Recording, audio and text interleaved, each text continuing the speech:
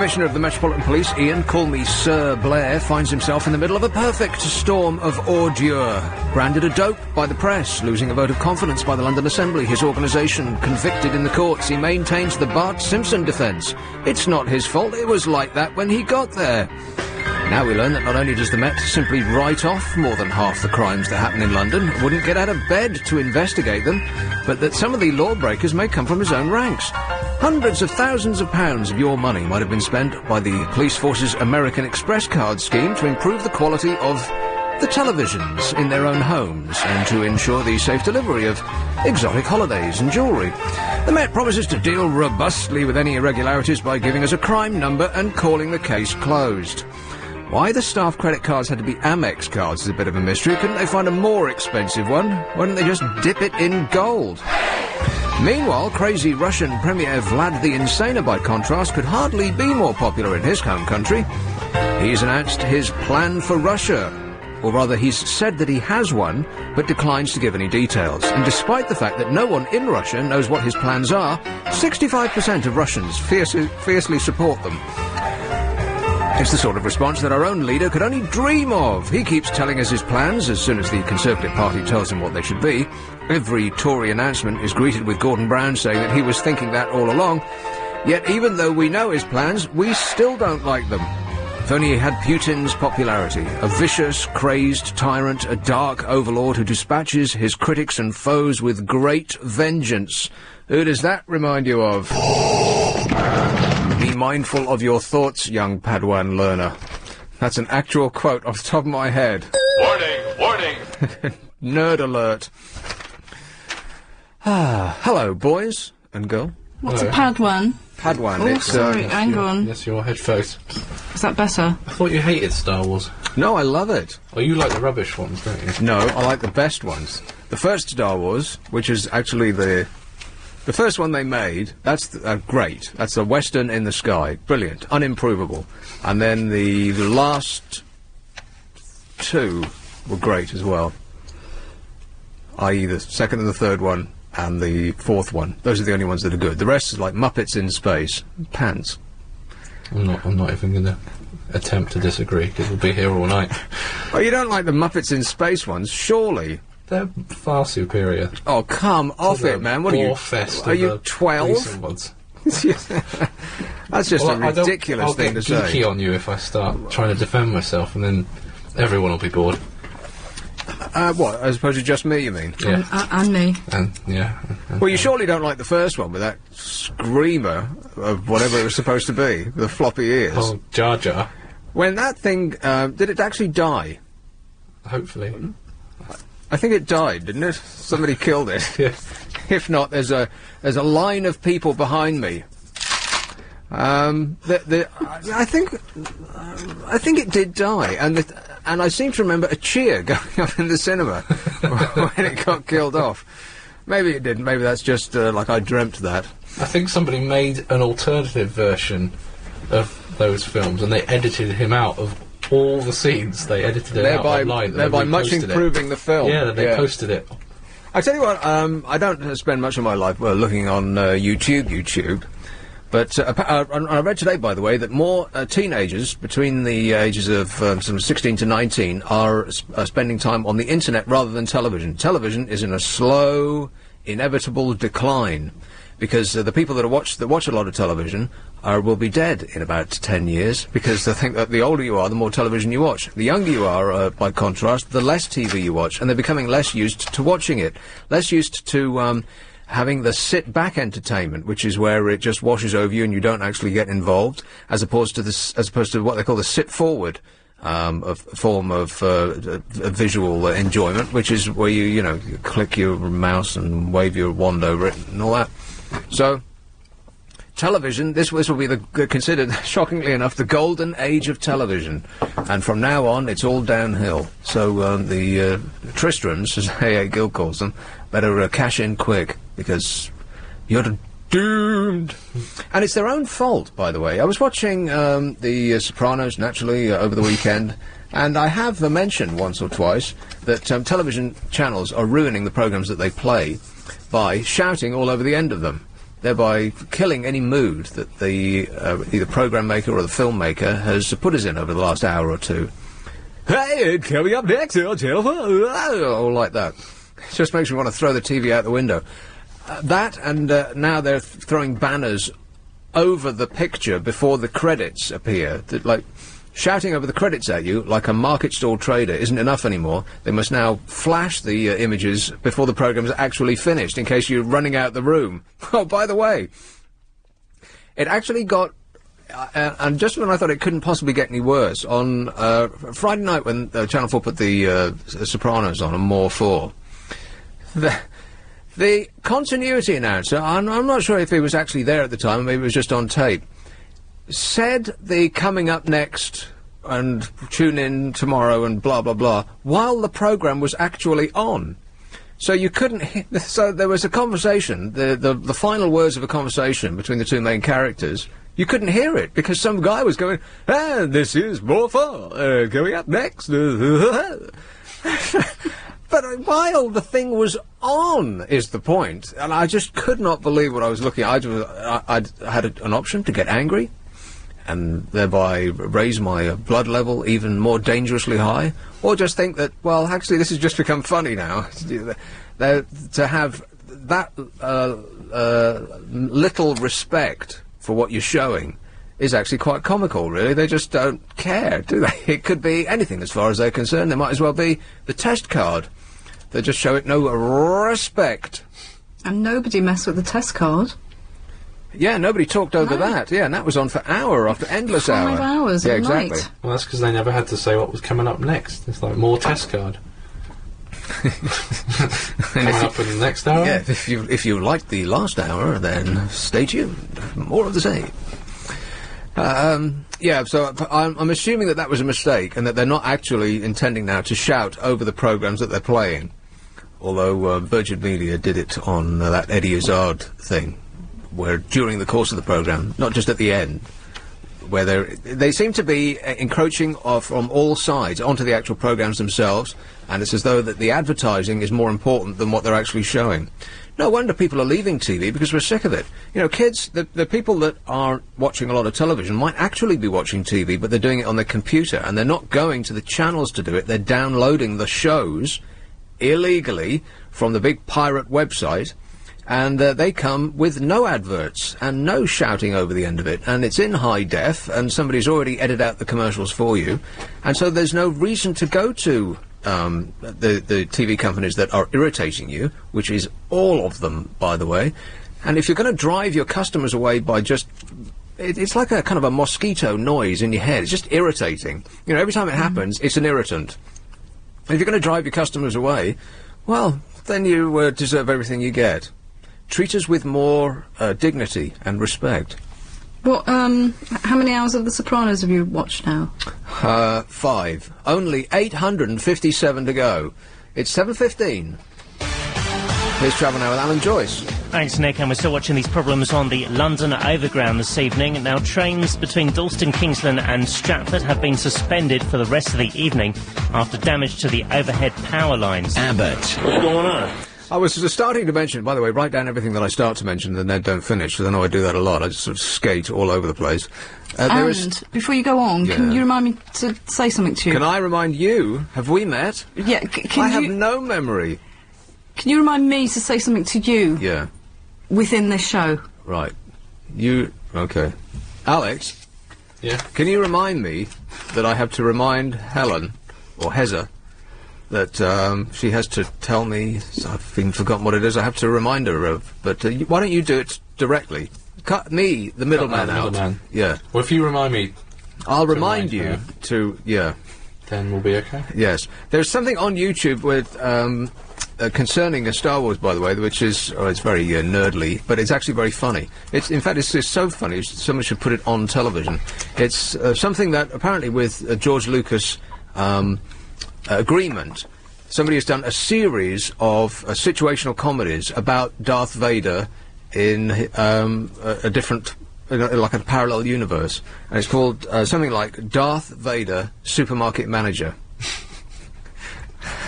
with great comic possibilities, all of which are realised. So I would definitely recommend looking that up on YouTube. Isn't that right, Robert from the Royal? Oh, well, yes, hello. Hey. How are you? Oh, I'm having a very knackering day tomorrow. In our fake radio and TV station, we have to have a production day. So we have to a fake radio and TV station? Well, it's a student thing. You know. It's a long story, but there's 30 of us, and we have to pretend we're a radio station. Right. Part of the course. So tomorrow we're all being news readers, and it's going to be fun. Yay! You have to pretend to be newsreaders? Newsreaders, reporters, you know. Couldn't you pretend to be DJs? No, we got to be professional. Play rock and roll? Nah. No? Hey, before I go on, I've spoken to your friend Elizabeth from Cheddar. Right. She'd love to speak to you. There's just a slight problem. She's got no phone? No, she has got a phone. Right. She only receives calls going one way, though. Going in, right. Oh, well. I spoke to her 5 minutes ago, and she asked would you call her. No. Oh, she wants you now. Oh, right. Well, I don't know. Okay, I'll think about it. No, that's a yes, then, is it? It's a yes. It's a definite maybe. She got my number now. I didn't withhold my number, so you Right. better ring her. Put ring Elise in the middle of the night. This is a regular that used to call me in the old place that became so popular. She had her own website and merchandise. Merchandise is the right word. Yes. Yeah, she insisted on having dolls with her face on. Dolls, thongs, mouse mats, T-shirts, the lot. Yeah. Yes, so I trust you'll call her in a minute. Definitely, maybe. That's a legally binding thing. Yeah, definitely, maybe. Right, okay. So anyway. Anyway, I was listening to So you're a student, you're a media student or something like that? No, Right. I studied law and politics. I now happen to be doing a journalism course. Right, you've given up the study of law to be a DJ. I'm not being a DJ. I'm going to be a proper trained professional journalist. Right, now, correct me if I'm wrong, the job of a professional journalist is to sit in your giant wobbly bottom, smoking a cigar while you wait for your copy to be sent to you by PR agencies. A Cuban cigar. Do you know what? I don't know what they did before PR agencies or the internet. So they sit there all day. Well, they had to make stuff up, didn't they? Well, let's hope not, shall we? But yeah, every charity, every political party, every council. Yeah, and here comes the news that Russell Brand has just remembered somebody else he's had sex with. Yeah. So we'll hold the front page on that one. Yeah. He's not in our patch, shall we say? That's where his patch then. Do you know what? I was talking about Russell. I was on Russell Grant's website the other day. You'll remember him.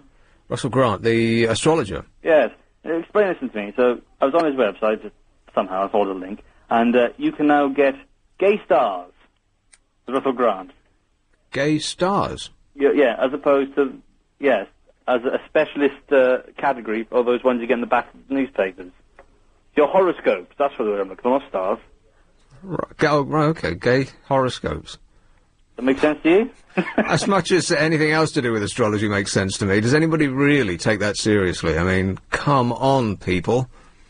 But they do. I mean, almost every paper has got an astrologer column. And these people don't work for nothing, so the assumption must be that it sells newspapers. And indeed, they do have famous astrologers who will leave a paper and go to another one for like a giant signing-on fee, and I just don't get it. Make a fortune, and this time of the year, of course, they start predicting what's going to happen next year. Yeah, with the same accuracy as a weather forecast. Yeah, it's the best time to start reading what they've done last year. You will meet someone. There's something in your life that's not satisfactory. You should work on that. Oh no, these are world events. Was it the almanac they sell every year? Was it? You get news agents on like something almanac. Yes. And you pick up and they'll predict the world's future for the next year. Get it widely wrong, but it costs you £3. You can cry yourself to sleep every night when the world's going to end. I've never read these. How specific do they get? Very. Prince William will marry whatever her name is. Really? Yeah. Well, if they keep saying it, often enough, then eventually they're going to be right. Yeah, but that doesn't work. You've got to be, accurate within a certain time range. Well, you would think so, yeah. Yeah, you'd hope so. Anyway, this smoke today, how bad exactly was it? What smoke? The smoke in London. Oh, you don't know about it? Well, I didn't see it. What I did notice coming here was that, as was the case last Monday, there's absolutely no traffic on the roads. I floated here a sea of green lights in front of me with empty tarmac as far as the eye could see. It was like driving at 3 o'clock in the morning. It was fantastic. On the east side of London, on the other hand, the entire city is an inferno, and it's blocked from top to toe. Well, anybody who saw Top Gear last night will know the best way to travel across London is on bike. Plane, I would say. Bike? Bike. Right. They had a race. It was... oh, well, don't tell me. I haven't seen it yet. Ah, okay. Was it another phony race, or did you believe it this time? Well, because that's another part of television that I don't believe... it's a programme that I enjoy, but I don't believe anything on it. I don't believe that the races are actually races, because if you think about it... say they're racing through France in a car and someone else is in a plane. Well, it's clearly not a race because there's shots of them going past scenery all the time. And unless they've got 50 camera crews out there, then they just drive 100 yards and take a shot, and then they stop, and they have a cup of tea, and they pack all the equipment away, and then they drive to another scenic spot, and then they all stop, and they get the camera out, and then they drive the car by, and so it's not a race at all. It's just... Yep. But the budget... How can they say that it is? The budget for that show is huge. It's like after like the soaps, I think it's like Top Gear. So I would not be surprised if it was quite a lot of cameramen. No, they will take, believe me, one camera crew. Oh, so you're getting someone going local rubbish news programme would be one camera crew. No, they'll have a camera in each individual car, and they'll have two each. So Clark. I can't believe I'm having to argue this, but listen, if the film is half an hour long, and they have endless shots of cars whizzing through scenery, they would add up to about 30 camera crews, which would mean lightman, sound man, 4 assistants, director, and so on and so on. There's absolutely not that many people thrown at it. And so what it is exactly how I described it. It's a stop and start and stop and start. So that's part of it, yeah. So either they do it as a race and then they go back and they film the entire thing again, or they're not, or they're lying to us. TV does not lie to us. Oh, yeah, I forgot about that, yeah. Anyway, I'll let you go now. All right. But hang on, I want Helen to take this number off me, so I don't feel guilty. She'll be sitting there all night going, next. Please take this number off me and call the woman. All right. Do you want to take him back? Thank you. Helen's not very happy about that. There are no guarantees. Tony Blair, how quickly we forgot about him. He was here for the longest while, and we were all very tired of seeing his face over and over and over again. And he left, and we, the majority, breathed a huge sigh of relief until we saw what was replacing him. And then we said, oh, no. And we think, oh, you know, it used to be so great when Tony was around. Well, he's going to be back on TV in no short measure, because it's going to be Blair versus Brown all over again. Fresh revelations about the bitter rift between Tony Blair and Gordon Brown are threatening to undermine the Prime Minister as he tries to rebuild confidence among Labour MPs following his decision not to hold the autumn general election. I bet he's kicking himself on an hourly basis about that decision. The first part of the serialisation in the Mail on Sunday of a new book reopens rifts between Mr Brown and his predecessor, which is the excellent way, which is the very British way to do it. Kick a man when he's down. It claims that Mr Blair was worried about the dark side of his successor.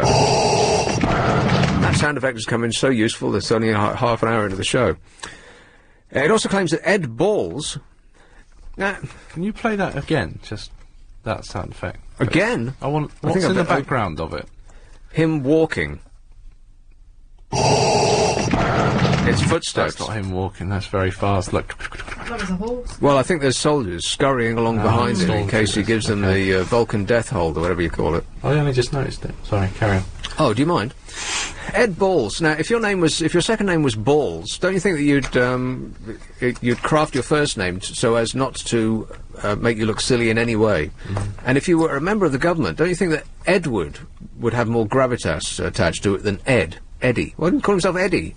Little Eddie Weddy. It's just silly. Anyway. He doesn't call himself Eddie Weddy. Yeah, Little Eddie Weddy Balls. That's exactly what he calls himself. In fact, that's what's printed on his name badge. Away for the news and back. LBC. Abbot. Do you mind if I say a few words?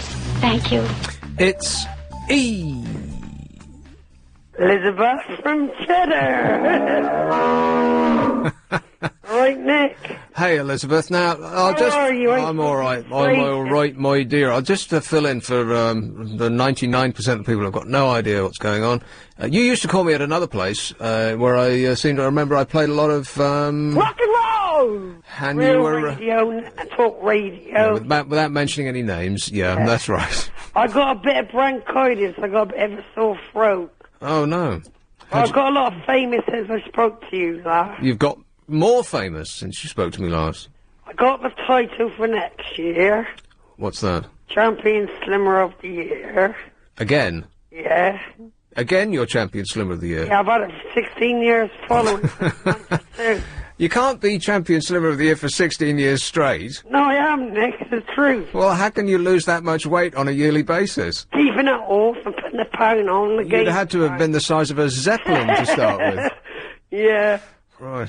So how's life been then? I'm all right. I got famous, sir. I've got my own diaries and pens out.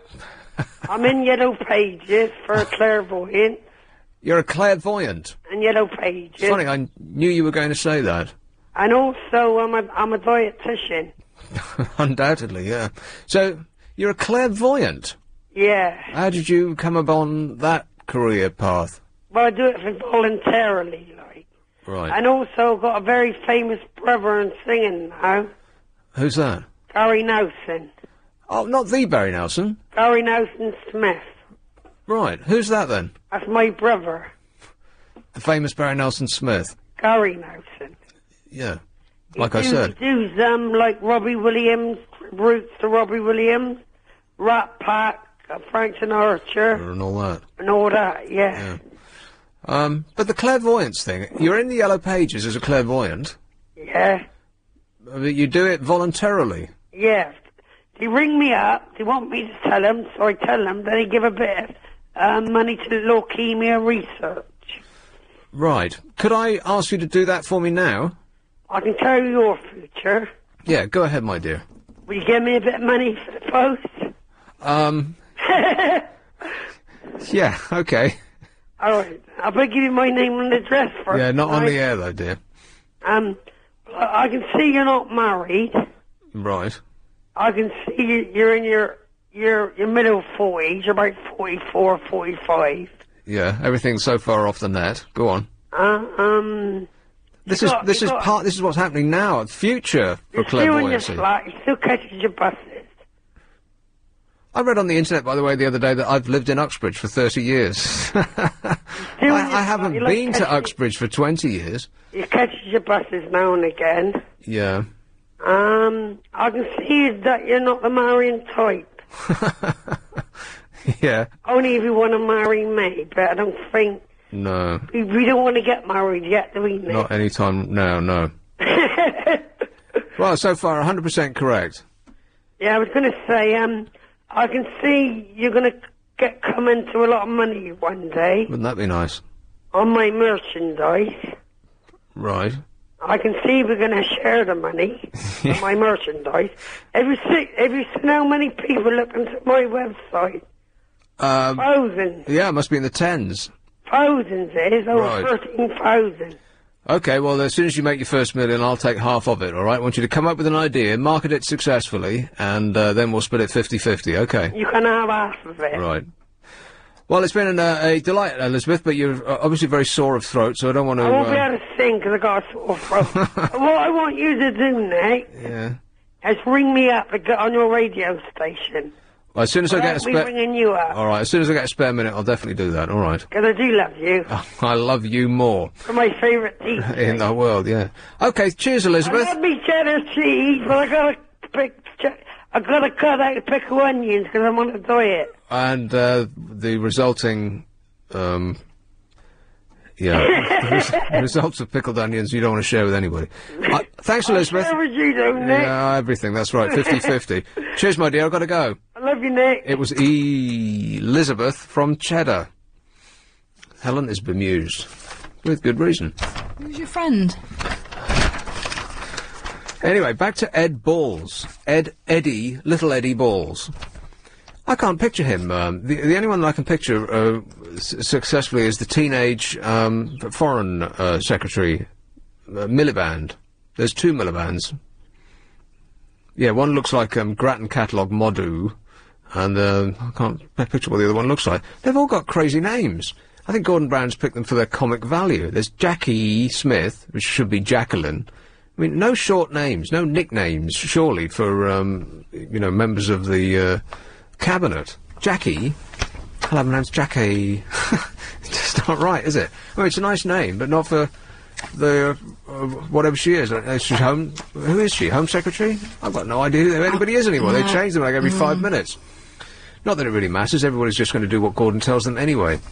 Anyway, Ed Balls, it is claimed in this book, regarded Tony Blair as a moron, and had left the former Prime Minister feeling like an abused and bullied wife after the former Treasury aide was astonishingly rude to him during talks over the handover of the Premiership. And if you remember your punk music, it's not Tony is a moron. Jilted John quite specifically said that Gordon is a moron. I keep meaning to get that, because it would fit right in, wouldn't it? I'd be using it frequently. Did you see the thing about the Tony Blair school play? No, what was that? I'll come to that in a second. The Daily Mail has been serialising that book, and as I say, and the BBC are going to be putting on a few programmes about Tony Blair's time in office. Who's reading that book? Are you reading it? I don't think anybody reads books anymore, do they? Well, I do. Do you? But I wouldn't read a book in a newspaper. Yeah, serialisations in newspapers, but why do that? Because it'll be the middle section of a book that you'd really want to read from the beginning to the end, because that's the point of a book. They arrange the pages in the order in which they should be read. And if you're not going to buy the book, then what's the point? If you are going to buy the book, well, what's the point? But I suppose it's a way for authors to make more money. It's just a giant ad. And I was reading in the Guardian or something like that today that almost all of the books are supposedly written by famous people. And if you look at the Sunday Times bestsellers list, they're all the bestsellers are people that are known for doing something other than writing books. It's, you know, Peter Kay, a slew of DJs and chefs, and all of these people are doing autobiographies. Lewis Hamilton is going to do his autobiography. He's 12. He hasn't done anything yet. Then none of them, I think with the exception of Peter Kay's book, is actually written by that person. They're all written by somebody else. By ghostwriters. Yes, who get a fraction of the money that the face on the front gets. I mean, for instance, Wayne Rooney has got a 5-book deal. What? A 5-sentence deal would be stretching it. Anyway, Gordon Brown had to be treated like an adolescent son by Tony Blair, an incendiary documentary reveals. I'm really quite looking forward to this. I mean, politics in general is immensely frustrating because it's just this a giant eddy of obfuscation and mendacity.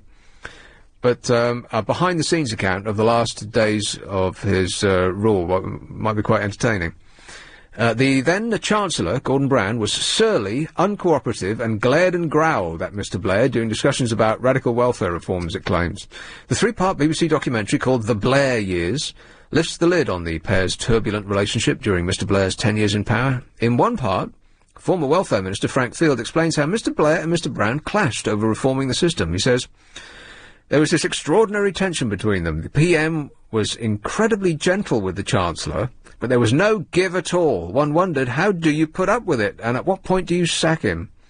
The Chancellor just glared and growled across the table. The PM behaved as though he was looking after an adolescent son going through a bad patch. It's like, oh, it's so unfair." So that's going to be entertaining. But not as entertaining, perhaps, as the school play that was put on in Tony Blair's alma mater, Fettes College, which was our... the school that I went to, they were our enemy. If I did play sports at school, if I didn't Skype and go to the cafe and smoke cigarettes and listen to David Bowie on the jukebox, I would have played Fettes College at something or other, and they would have been the enemy from uptown, because I went to a place called Harriet's, which I don't think has any famous ex-students, apart from Mark Goodyear, who was in the year above me, or below me. That's it. Fetties, Tony Blair. Heriot's, Mark Goodyear. It's 7:45. Here's Travel Now with Alan Joyce. Thanks, Nick, and if you're heading on to public... Abbot. I just want to tell you all how happy I am to be back in the studio. Charlotte. Hello, Nick. I Charlotte. just come in and heard you talking about Tony Blair. Yeah. Before he left office, I wrote a letter to him in Downing Street. Did you? Yeah, asking him to stay on because I didn't want Gordon Brown to be Prime Minister. Oh, right. It must have got stuck in the postal strike. Oh, I know. I've been so disappointed he didn't stay on. I just can't stand Gordon Brown. I don't know if I should say that on air. Wow, I think you just did. Yeah. I don't know, I thought Tony Blair was quite good. I thought it was okay. Well, I thought that as a nation that we'd actually had enough of him. Just, not necessarily because of anything he did, although there is that. No. But just after a certain period of time, it's usually around 10 years, no matter, with no good reason, we just can't stand it anymore and we have to have a change of some sort. But doesn't it seem different? Because Gordon Brown, when you see him, like at the Remembrance Service and things like that, he just doesn't seem to have any personality. I mean, he just doesn't. I mean, Tony Blair, at least he had some, personality. Yeah. Well, now that's maybe a good or a bad thing. For a politician in the modern age, personality is everything, of course, because we all vote not necessarily for, or not at all, for what they say they're going to do, because they're all saying more or less the same thing, and we don't read the manifesto anymore. We just vote for the person who we think looks nicest on television. It's that sad, but it's true. And, which is why Tony Blair was so very successful, because comedian-like, he could shift his personality depending on whatever it was he was doing at the time. When you see him in the House of Commons, when he does the Prime Minister's, what is it, question time thing, he doesn't come across at all very well with Cameron, does he? Like Tony Blair would have just slaughtered him, wouldn't he? Well, Cameron. I think that David Cameron does come across well, because... No, but I mean, Gordon Brown doesn't come off very well. Well, no, I mean, and the crucial difference in Prime Minister's Question Time, which of course is just a forum for witty repartee and smoke screens. It's a way of not answering the question. That's the key thing in Prime Minister's Question Time, because of course they get the questions ahead of time, and they get people running around formulating answers for them. But when you so there's no reason for them ever to be caught out. When you saw Tony Blair answering questions, he was so relaxed and he was sort of joking as well. But he got his question. Well, that's the key thing. You can diffuse any argument with a joke. That's right, and that's one thing that Gordon doesn't seem to have in his armoury. No, humour. The only thing I don't like was Iraq. I think he made a terrible decision on Iraq, not asking the people. Could he have asked the people if they wanted to go to war? I mean, us. I don't think. I'm not sure that you can actually. Can you actually really do that? I mean, in case of an emergency, can you just stop everything and say, "Well, you know what? Would you like to go to war?" Well, the answer is almost certainly always going to be no. No. And sometimes you just have to. I'm not saying that in this particular case that was the circumstance. I think he just made a dreadful mistake. Right. Well, in retrospect, perhaps, yeah. Yeah, and can I say hello to Trixie, one of your callers that comes in? She's a really nice lady. She's a nice lady. Yes. Everyone's nice here. It's a festival of niceness. Yes. All right, cheers, my dear. Thank you. Ta-ra. Bye. Bye. The thing that Gordon Brown doesn't have very much is likability. People just don't like him very much. On sight. He's dour. Yeah, he is. He's grey. Yeah. And this thing with prudence all the time, kept hitting us with the prudence thing, or the reason that I am personality free is because I'm spending all my time being prudent for the greater benefit of the nation. Isn't this the chap who sold off all of our gold reserves, or a giant proportion of our gold reserves, at the very bottom of the market, thereby practically ruining us? It's like he went into... it's like a man goes into his house and sells off everything on the cheap and then wonders why he hasn't got any stuff anymore. He just got rid of it a lot. Not very prudent at all. But Tony Blair disappeared, and then or rather he left, and then he disappeared completely. Because he was in our face on a daily basis for 10 years, and then suddenly nowhere to be seen. But he's about to come back, and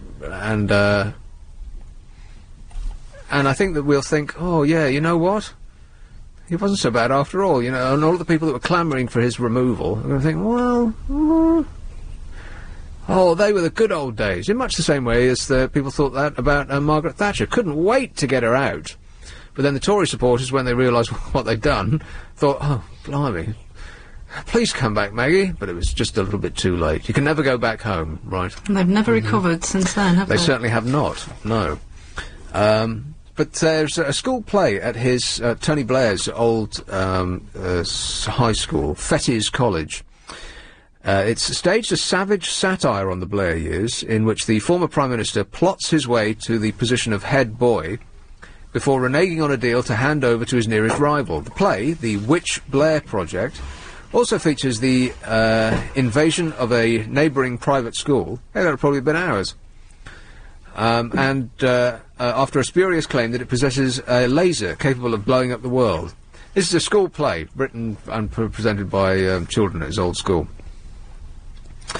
And is just on the basis of what I've read so far, it's probably a lot better than half the things that are on in the West End. Only £55 a seat. The play, I said that bit. Gordon Brown appears as an embittered geek, obsessed with the tuck shop accounts, David Cameron as a hash-smoking toff, and George W. Bush as a crass pupil from America with learning difficulties. Absolutely. The satire was written by David McDowell, who teaches history and politics, and was performed recently by pupils. The script begins... what I've read of it before, it does seem like it could go to the West End. Maybe they just picked out the good bits, but I quite like it. There might be a fortune in that, Mr. McDowell, sir.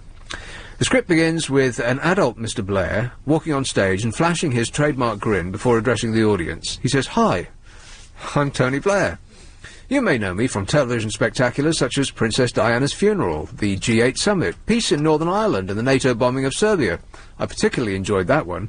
The governments of Europe, America and Russia thought I'd done such a good job with everything else that they've sent me here to the Middle East to bring peace. Cue scenes of violence and bombing, with hooded terrorists running on stage with explosive devices strapped to their backs." I was under the impression that the Middle East hated Tony Blair. Isn't he the last person in the world you'd want to send over there to try and bring peace? See, Mr. Blair, oblivious to what's going on around him, continues, "In my school days, I met the man who wanted to be my nemesis. He was Gordon Brown, and I think you should get an insight into his boring, resolutely uncool school days." The young Blair and Brown then attempt to agree a deal over the position of head boy. In a scene that recalls the Granita restaurant meeting of 1994. Did you ever go to Granita, by the way? No. That was about the most joyless restaurant I've ever been in my life. It was like eating in a concrete bunker. And I think it was the era of Nouvelle Cuisine, which meant that they would serve you food all right, but you virtually had to search for it with a microscope on your plate. You'd leave wanting to eat. I hated that place. Why they would pick there for... Well, I suppose it was a business lunch. No enjoyment expected. So in a scene that recalls the Granita restaurant meeting of 1994, Blair says, "If I become head of school, then after a year I'll stand down and you can replace me." When Brown looks doubtful, he adds, "I'm a pretty straight kind of guy, Gordon. Everybody trusts me." The former Prime Minister was at Fettes from 66 to 71 and was remembered by one former master, Bob Roberts, as, quotes, "the most difficult boy I've ever had to deal with." Well, in those days they knew how to deal with difficult boys. Thank you, sir. May I have another? London. Okie dokie. Here is... No? Okay. It's not good enough quality to put to air. Oh, really? What, So him or the line? Just the line. I didn't even have a chance to check out Peter. Right. Yeah, what's happening in the East End of London with that thing that's on fire? It's supposed to be full of asbestos. I thought that asbestos was supposed to prevent fire. I thought that's why they stuck it in buildings. That's a good point. Yeah. It is fire resistant. Yeah, that's why they put it in there, right? That was its USP, wasn't it? Yeah, exactly.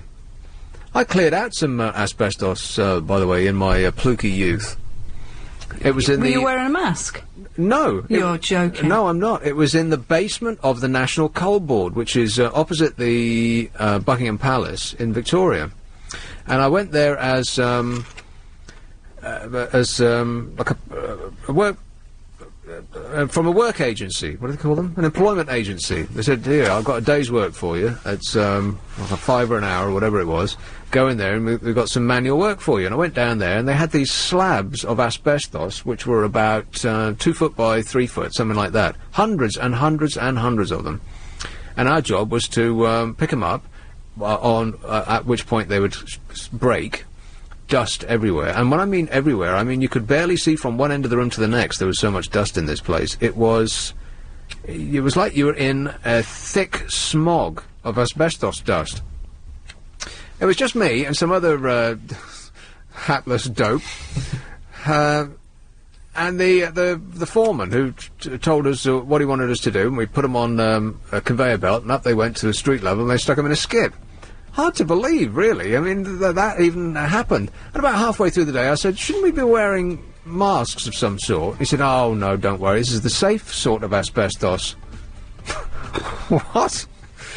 Eventually, due to my protestations, he gave us one of these, you know, those paper masks that you put over your nose if you're rubbish, if you're doing sanding or something like that. Yeah. Absolutely no effect whatsoever. And from that day since, I've always thought, so if I make it to the end of this show, it'll be a miracle. If not, you know who to blame. This is LBC. Hi, honey. How are you? So Gordon Brown is going to don white tie. I thought that he was objecting to that for the longest period. He refused to do it, didn't he? Every time that he went to Chancellery House, where is it? Where are they having that big do? I don't know, one of those big places. Yeah. And it was white tie. He was the only man there without. They thought he was the waiter. Docile. What is a white tie dinner? Or am I being stupid? Well, it's just where you wear white tie. You know, you get the tails and the full silly dressing up bit. How is it different to black tie? That's an excellent question. I have absolutely no idea.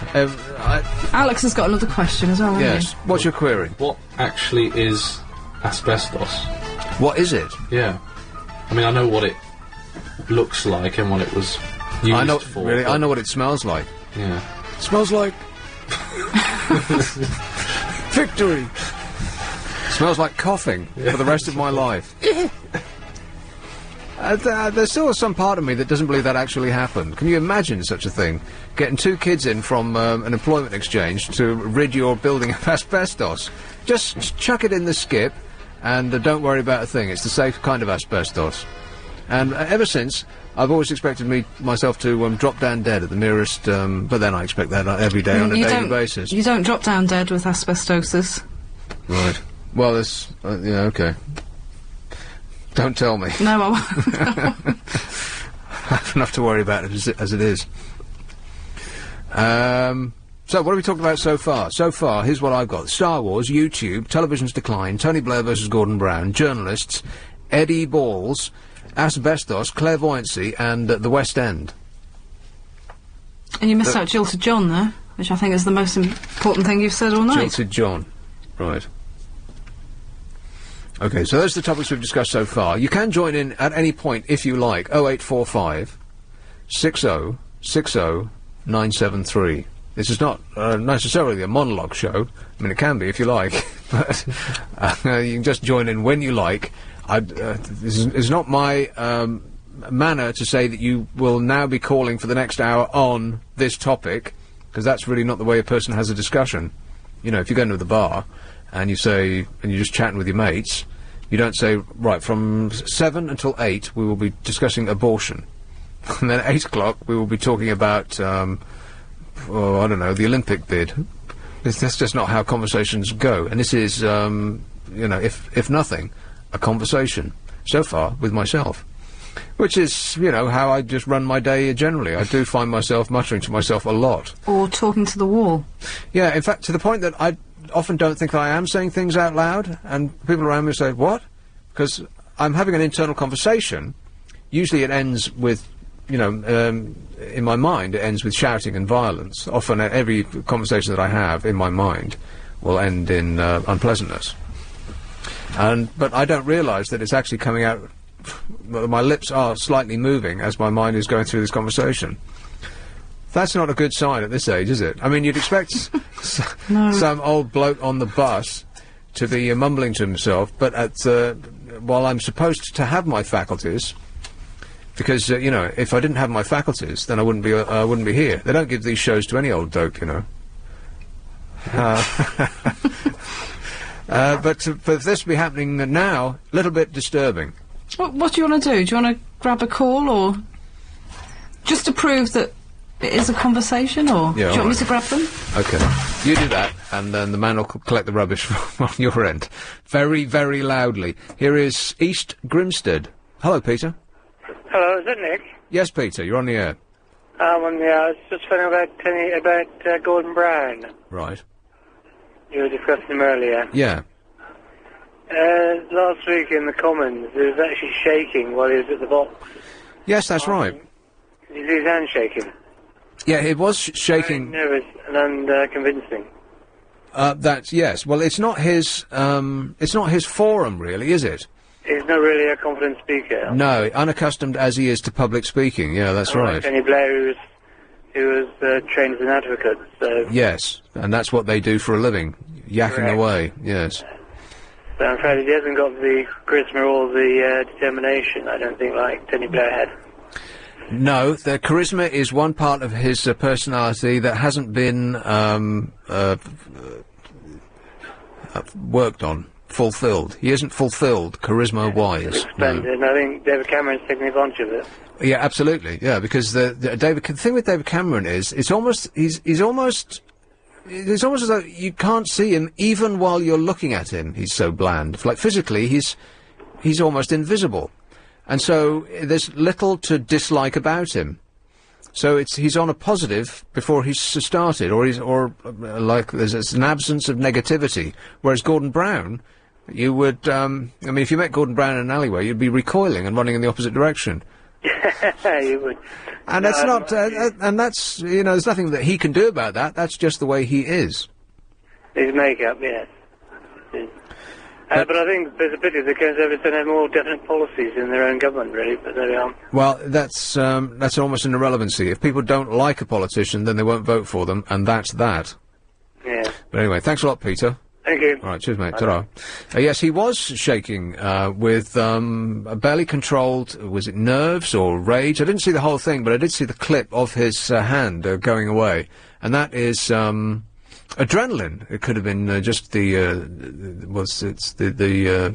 tense nature of the exchanges at Prime Minister's Question Time, which Tony Blair was the absolute master of, because it's almost as though he didn't care that much, and so he could be very relaxed and humorous and flippant, and as long as you can make your own benches laugh, then you've won, really. If your own benches are sitting there with their knees pressed together, looking concerned, then your hand starts to shake. Exactly right. And there was something about that, about blood pressure, in one of the papers today, and it's this. Speaking as somebody who's bought a blood pressure machine, and my blood pressure is up and down like a can girl's heels. A furious row will still send a person's blood pressure soaring a full week after it has finished, scientists have found. Now, this is the thing that's going to kill you really dead. I mean, it'll kill you more quickly than asbestos, which is the long, lingering, horrible death, which is just around the corner for me. Research shows that a person's blood pressure goes up when they're angry, and it keeps rising 7 days later if the cause of the anger is remembered. And I don't know about you, but if I get irritated by something, then I'll keep playing it over and over and over in my mind, over and over and over, thinking about all the things that I should have said and I should have done, and then going into sort of the fantastical realm of films where I would have, drawn out automatic weaponry, exactly, and sliced them in half. It means that Gordon Brown, for example, it says here, who was visibly shaking with rage during his Queen's speech confrontation with David Cameron in the Commons last week, will today still feel his blood pressure rising if he thinks about it. Previously it was thought that blood pressure would return to normal once an argument was finished, but researchers from the University of California found that even after a week there is no sign of any reduction in the effect. And, yeah, I find that too. It takes a good long time. Like, say you have an altercation of some sort with somebody on the tube, like people refuse to stick their like if you sit down on the tube and somebody's already on the seat and they have their arms on both armrests as invading what is to become your space, and they refuse to move, thereby keeping their arms dug into your side. You familiar with that? Especially now that people are wearing big coats. it's more difficult to squeeze yourself into a small space. I think eventually they're going to have to replace the seats on tubes for larger versions, in much the same way they've done that with airplanes and so on, because people are... And the ride in Disneyland just had to close. It's a Small World. Do you remember this? Have you ever been to Disneyland, seen It's a Small World? No. I think it was one of the first rides that they had. I think it was perhaps Epcot, something like that. The cutest, cutesy cute ride. It was just really for children. But it was one of the first, and it's on water. And they found that the boats were grounding because the customers were too fat. So they had to close the ride. This is happening right now, and reinforce it. Although Disneyland said, oh no, it's not. They had to close it for other reasons, but that's what the implication is. And they're going to have to change the tube seats because people can't fit in them anymore. We're all too gigantically fat.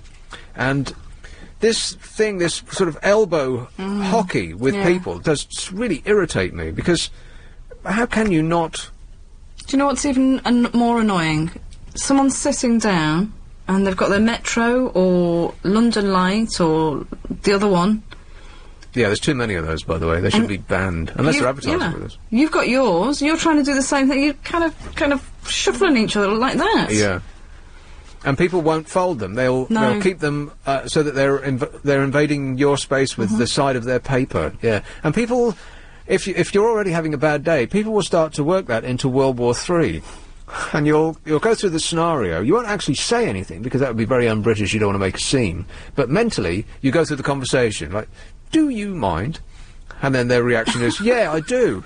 And then it escalates into, what are you looking at? And then, oh yeah, do you want some? And then knives come out. Yes, exactly. And there's blood all over the place, and you're in jail for the rest of your life. But only in your mind. Meanwhile, your blood pressure has gone through the roof, and actual blood is seeping through the pores of your body because it's got nowhere to go. And then your brain explodes in a small muffled pop inside your skull. All because somebody wouldn't give up their armrest. It's 8:15. Here's Travel Now with Karen Mercer. London Overground. Here are the studio calls flashing up on the indicator. Let's go to Chelsea. Hello, Basil. Hello, Nick. Basil. I'm expecting a long, slow death as well. I had a similar experience to you with the asbestos. Really? Yeah, when I was about 17, it was the second job I had, there were some greenhouse benches, and they were all made out of asbestos, and I was just told to saw them into shape and replace some broken ones, and we got big sheets of asbestos just sawing through it, and clouds of it were coming up. It was all in my hair, all over my face. Can you believe that actually happened? I mean, is there some part of you that when you think about that, you think that didn't really happen to me, did it? No, well, at the time, I don't remember really hearing much about asbestos being bad. It probably was, but being young, I'm probably thinking, you don't worry too much, do you, when you're 17? No. And you just pretty much do what you're told if there's money in it, right? That's right, yeah. And we had to get rid of what was the spare bits. There was quite a lot of it. We got a huge fire going. And we discovered that it was explosive. It actually blew up and blew bits for sort of 50 yards. Really? Yeah. I thought the whole point of asbestos was that it didn't burn. It doesn't burn until you get it really hot. And then when you get it hot enough, it explodes. Oh, right. Bits of it come flying off in all directions. You have to sort of run for it once it gets going. But apart from that, it was completely safe. Yeah. Yes. And having just spoken about it, I'm feeling a little tight in the throat. I'm feeling like I've got a little... It's funny, because I'm a bit like that. Every time I get a cold and you're sort of left with a cough, for a week afterwards, is that the cold, or is that the beginnings of the asbestos? Yes. we should form a group of hypochondriacs. I'll be your leader, because I have whatever it is, I've got it. Oh, not that bad. You smell a bit like Clive Ball. I think he suffers from the same problem. Oh, really? I bet he doesn't suffer as much as me. All right. Thanks a lot, Basil. Cheers. Okay. And I think that if I keep breathing deeply, then I'll be all right. By that method, I'll expel all of those tiny particles from my person. Don't you think that I would have collapsed in a heap before now, if it had been, if I'm going to? It's always just around the corner. I'm very, very ill. I don't think you should breathe deep with asbestos. No, not what. No, now. Now I should be breathing. Now, deeply. yes, Yeah. you should be outdoors a lot, but not today because of the fire. Yeah, exactly. And the smog, and oxygen contains free radicals, by the way, so you shouldn't breathe that either. There was a doctor who wrote in the Telegraph today about the current health scares. I'll get into that in a minute. Remind me, because that's something I start and I haven't finished. All right. Here is Kensal Rise. Hello, Eddie. Oh, hello, Nick. Eddie. I'm phoning in about the Silverlink railway services around London. Yeah. That Transport for London have taken over today. As you know, not many people use them at the moment. People don't seem to know where they go to. I'm suggesting that they're given names. Each line is given its own name, as the underground lines have got names now. Right. And I'm suggesting that you and LBC should run a competition to decide on suitable names for those lines. Actually, I've never travelled a silver. Where do they go? One line goes from Euston to Watford. Right. And it intersects with the London Underground at Queen's Park and some other stations. So it's quite useful to use if you know where it is. Yeah, if you live on that line. Yes, or anyway, if you're going out in that direction. Yeah.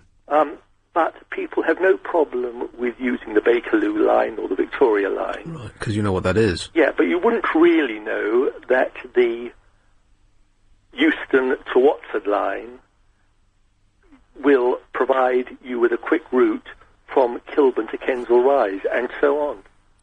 Yeah, but by the same logic, you wouldn't know that the Victoria line would give you a quick route from Green Park to Brixton. Yes. Did I get that right? Yes, but people have got used to finding those things out, haven't they? Yeah. And I think any time you're on an underground train, you look at the tube map, at least for that line, and so you do build up a knowledge of that particular line. Right. Unless you're a tourist, in which case it just looks like spaghetti to you, and you've got no concept of where to even begin. Yes. Because as a tourist, if you're trying to find your station, I mean, how many stations are on the map? It seems like 100 or more. From memory, it's about 250. Right. So, as a tourist, where would you even begin to... I mean, you say you just come on at Bond Street. You've got no idea where Bond Street is on the map. How are you going to find Bond Street? There should surely be an index of some sort, and, an alphabetical index to show you where you are, no? Yeah. It makes perfect sense to me, but I've never seen one. Well, most tourists seem to carry them. Got those tourist guides, haven't they? So if they're going to Buckingham Palace... They actually have an alphabetical, like an index? Yes. Key? Oh, I've never seen one. OK, well, we'll definitely look into it, Eddie. OK, right, thanks a lot, cheers. Right. The tube map, as they put on the platform, is an excellent product, unless it's outside. And I wonder if you've noticed this. If you go to a platform that's outside, on the periphery of town, you'll see that the tube map is standing there, pride of place, on the platform. But some dope in Transport for London had it printed with ink that fades in the sunlight. With the result that all the lines have lost their colour and all look the same. I think they all look a light blue. All of them are faded to the same colour. And there's the key on the bottom that says this colour is the Bakerloo line. It's light blue. This colour is the Northern line. Light blue. And they're all light blue, making it completely useless. You have, unless you really know it off by heart, you would be... I mean, it's almost like we're playing a trick on tourists. As though this is some sort of joke that we're perpetrating on them. And you'd think that having seen that somebody in charge would think, oh, better replace those maps. So far, not really. Here's Caterham. Hello, Jill. Hello. Jill. I'm changing the subject completely now. Please do. Has anybody any idea, and I really mean this seriously, why they are going to raise the school leaving age? Yes, well, I have a theory. I think I've heard several theories. Have they given a real reason? Well, I think the real reason is they want to... Well, the reason they've given is that they want to stop people sitting around drinking Stella, watching Trisha all day, and, smoking dope and playing on their Nintendo Game Boy, or whatever it's called. They want people to actually be out there learning a way in which to improve themselves. I see. That's the stated reason. Oh, is it? Yeah, what the actual reason is, I suspect, is that if people are in school, then they're off the unemployment lists, so it will make the politicians appear statistically to have done a good job. They've got them off the list, but if they've just been kept in school, people who don't want to be in school are a disruptive influence in school. So they're not only not learning anything themselves, but they're preventing other people in the classroom from learning something. I mean, the last people you want in a class are people who don't want to be there. Absolutely. What concerns me mostly about this is many years ago, I can't remember what year it was, but you remember we had a group of kids called the Rosler kids. The raising of the school leaving age was when they put the age up before, and they put it up to 15, didn't they? And we had a whole group of children who had gone to school expecting to leave when they were 15. And at that particular time, I was doing quite a lot of work with young people. And one of the things we did, I was in the Berkshire area at the time, and one of the things we did was sort of residential courses and weekends, something to do with these kids to help them with all sorts of things, how they felt and all the rest of it. And it was a real panic situation. Now, in all these years, and I'm in my 70s now, I haven't seen anything that's improved in that direction. There has been no new facilities provided for young people who are not going down the route of, say, university or whatever. Facilities? Learning facilities? Well, no, not facilities. No, there's been nothing done to help these people, has there? Nothing's changed.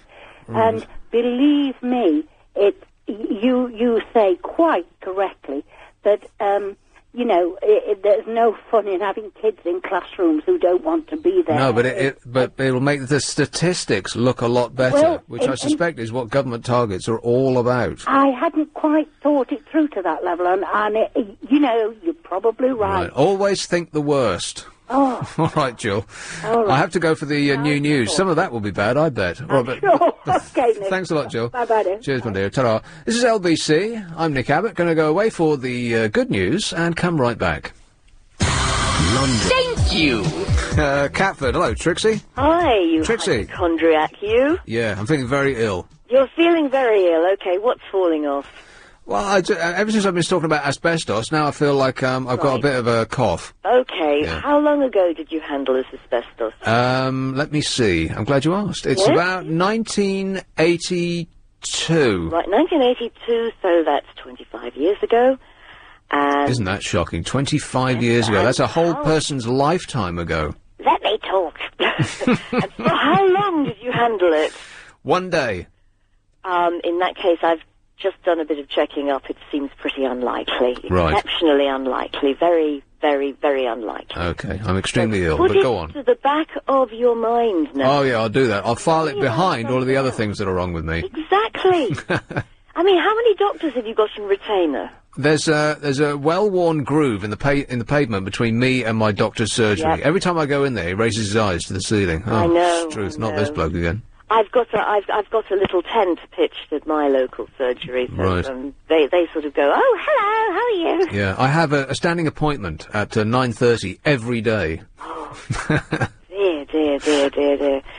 Now, look, blood pressure. You yourself have said it goes up and down throughout the day. Well, I tell you what, on Friday my blood pressure was through the roof. In the history of humankind, nobody has ever had higher blood pressure than I had on Friday. Ever had normal blood pressure? Well, and the very next day, it was down to the lowest level I've measured it at so far. On Friday, it was like 150 over 90. No, it was more than that. It was like 159 over 95, something like that. That's a good one. The day after, it was 128 over 73. That is good.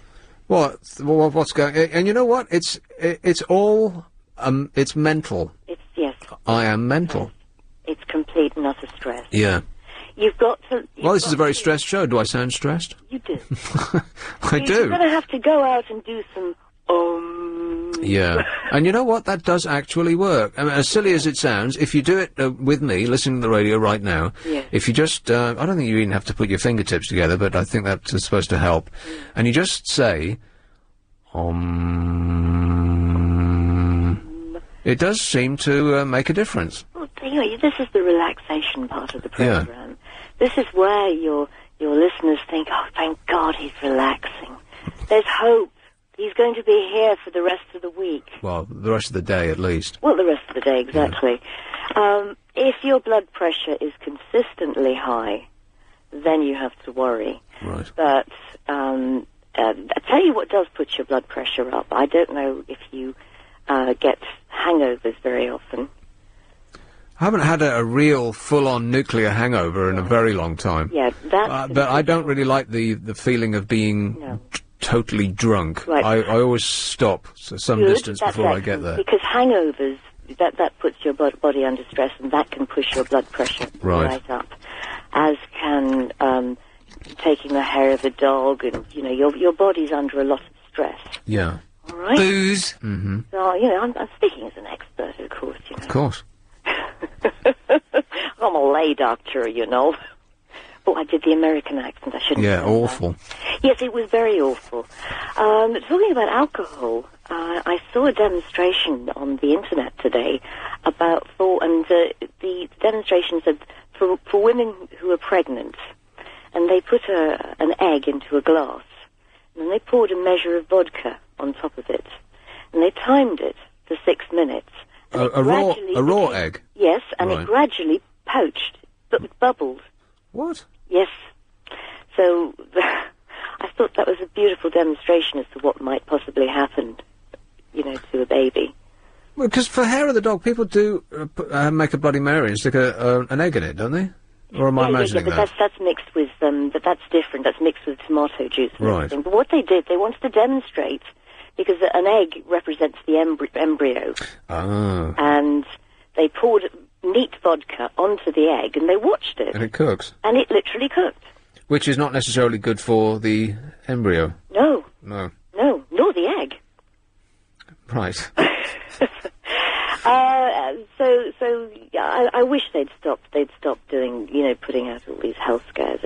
And health recommendations. First you can drink, then you can't drink. Exactly. There was an excellent column in the Telegraph today, written by a junior doctor. Yes. On this very subject, and I'll read that, because it's worth hearing. Okay. In a little bit, all right. Right. But, apart from everything that we've discussed so far, how are you feeling? Oh, I'm feeling fine. Right. I think I've been more concerned about you. You know, I've looked at the internet, and people have sort of been worried about you. Oh well, listen. If you worry about my about every one of my ailments, it'll be a full-time job from now until forever. I know. But you're not having a stroke. I need to be like the Saudi royal family. I need a team of physicians following me all the time. They need to be at my beck and call, because every little thing I need to go to the doctor with. Yep. Or you need somebody there to say, calm down. Yeah. It's all right, Nick. I need somebody to say, it's nothing. Yes. Mm. Or it's highly unlikely. In fact, I'm going to get a T-shirt made up. It's nothing. It's nothing. You must have been freaked out, though, when you had Bell's palsy. You probably thought you were having a stroke. Twice I did. Twice? Oh, God, you were unlucky. Very, yeah. That's awful. But what I have read on the internet today is that if you have the mini strokes, you can have, which leave your arm slightly numb. Right. They're called transischemic. Somebody out there will know the exact. Oh, I've definitely got that. I was going to say a B word that ended with CK. Well, don't then. No, I know, but it's if you notice a weakness down the side of your body, I have get to the doctor immediately, because they say that if you get mini strokes, get them treated, because the chances are they can allay a full-blown one. All right. Right. You know, little bits of news for you. Okay. But in the meantime, you know, you need to get some positive ranting down the phone. You know, you're going to have to talk to tell people off. And, no, I'm trying not to. I'm trying to cut down on the ranting. 'Cause I ranted on Friday about the state of the roads, and I was very upset about it. And I ended up upsetting myself even more. Oh dear. Yeah, and then I tried to calm down for the rest of the programme. I don't know if you noticed, but on Friday I got really animated about traffic, and then for the rest of the show it was almost like I was asleep, because I felt like I was having an actual heart attack during the course of the programme, and I was trying to calm myself down. But you are okay. That's the most important. You're just going to have to adapt yourself to your new schedule. You've got all these shows on, for goodness sakes. I know, 7 days a week. I know. When I'm not here, I'm somewhere else playing... Rock and roll! And that's not very calming either. Well, it's different. I found when I was doing different kinds of work, because it was a slightly different job. Well, listen, being a DJ, there's absolutely nothing to it, and I'll take no argument about this. There is nothing to it. It's like being on holiday working as a DJ. All you have to do is say everything with a smile in your voice. Well, you're reading off the screen there, then pressing the button that's marked next. Okay. Hey, if I made a mistake, never mind. I've got the smile in my voice. It's okay. That's right. You just say the station name at the beginning and the end of everything you say, and that's all there is to it. I love that. It's brilliant. Oh, but by the way, sorry, can I just say hello to Charlotte? Hello, Charlotte. Oh. Very nice of you to say hello to me. We've got a mutual fan club, I think. People who are having relationships over the top of my head on this programme. Exactly. Yes, in a conversation with you, for goodness sake. Yeah. I'm a facilitator. Oh, goodness. Now, you're not going to boil up Richard, are you? Pardon? That gentleman who rang in about the trains, and you said you were going to boil him up like a prawn. Not today. No, not today. Oh, well, if it didn't happen today, then I have no memory of it. Because that's another thing that's wrong with me. But that's for another time. All right. Well, you know, if you're going to threaten people like that, you've got to go through... I don't think I threatened anyone. No, it was just not even a suggestion. It was just a thought. Yes. What would happen if? Yes. But it's nice to think about things like that. It's like if you're at a bus stop and you've got sort of kids really misbehaving and doing horrible things, you think, if I could look at those kids... And then they would vaporise on the spot. Yes, precisely. Yeah. If only I had lasers in my eyes, then the world would be a better place. You could always find me by just hopping from one dead body to the next that would be behind me. Yeah. That's the easiest way to find me. But wouldn't that be the trail brilliant? of destruction. Yeah, that's what I fantasise about. Yeah, me too, yeah. Yes. Lasers in my eyes, yes. Yeah, life would be fine without people. People. Yeah. They're not part of the solution, they're part of the problem. You're absolutely right. Yeah. Okay, thanks a lot, Trixie. All right, thanks a lot. Bye. Yeah, there's this thing in the Telegraph today. It's a column called Trust Me, I'm a Junior Doctor. Now, we have had a barrage of advice. Not advice, really. It's stentorian finger-wagging telling us what we should and should not be doing, eating and doing and sitting and everything, every part of our life. We have people telling us what we should and should not do. And this advice changes on a daily basis. Oh, yes, it is. Oh, no, it isn't. From 24 hours, one 24-hour period to the next, the advice is completely turned on its head. This is the column. As a doctor, I like to promote good health at every opportunity, so may I suggest that you put down the newspaper, scrape your muesli into the bin, and make yourself a hearty fried breakfast with extra lard.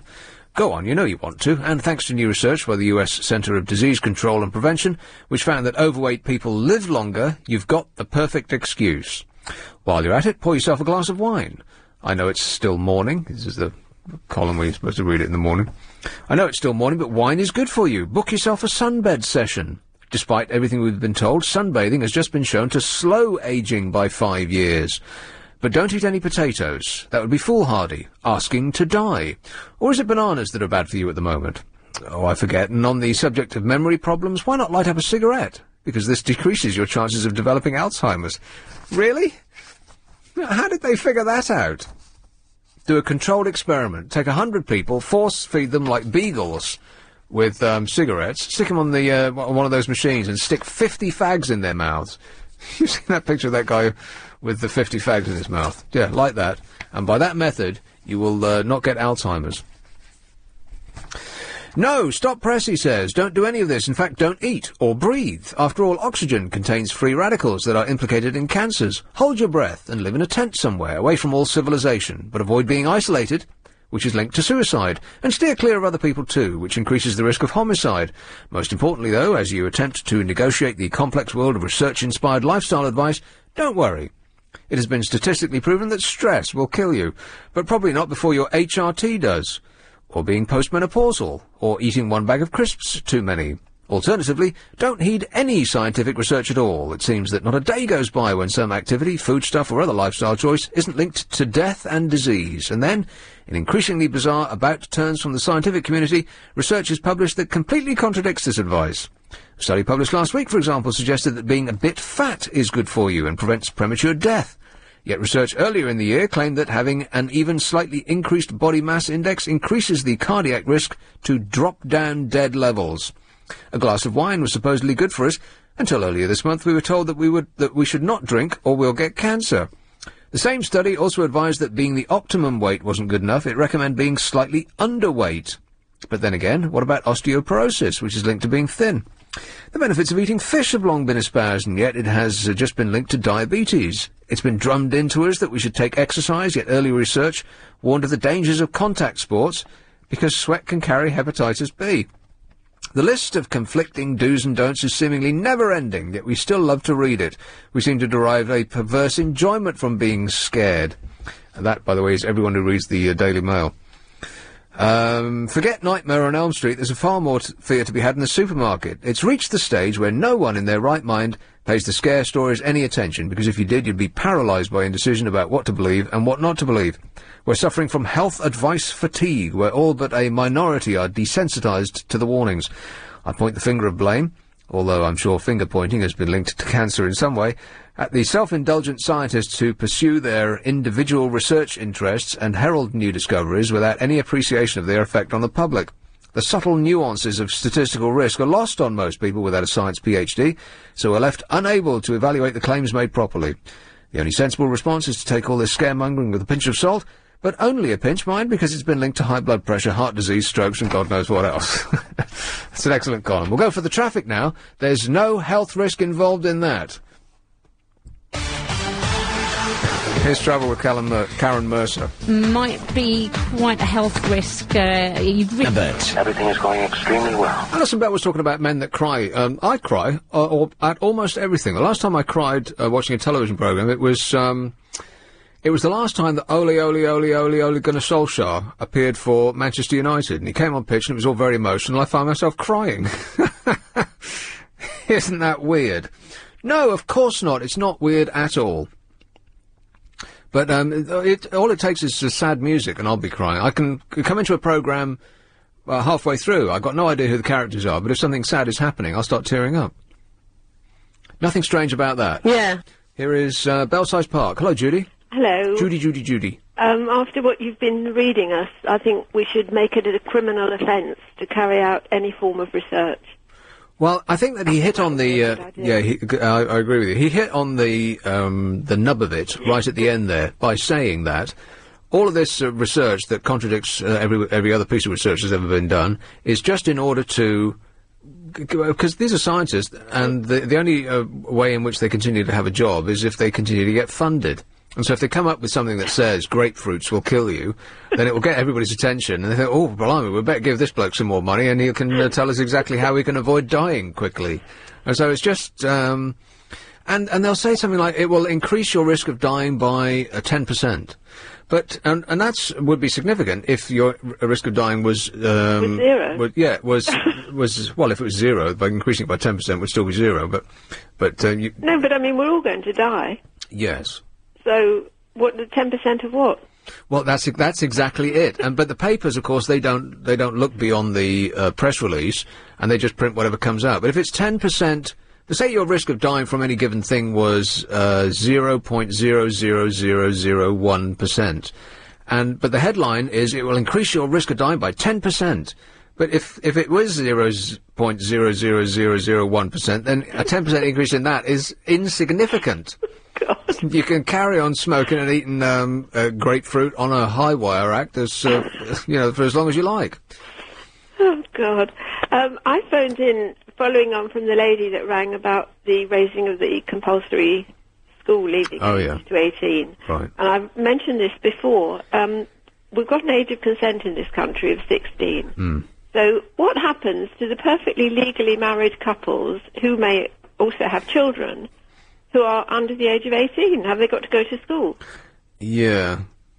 Well, yes. None of it really makes any sense unless you just assume that they're doing this in order to fudge the statistics to make it look like that fewer people are unemployed. Oh, yes, I understand all that. But I still wonder if you are 18 years old, married, got children. Yeah.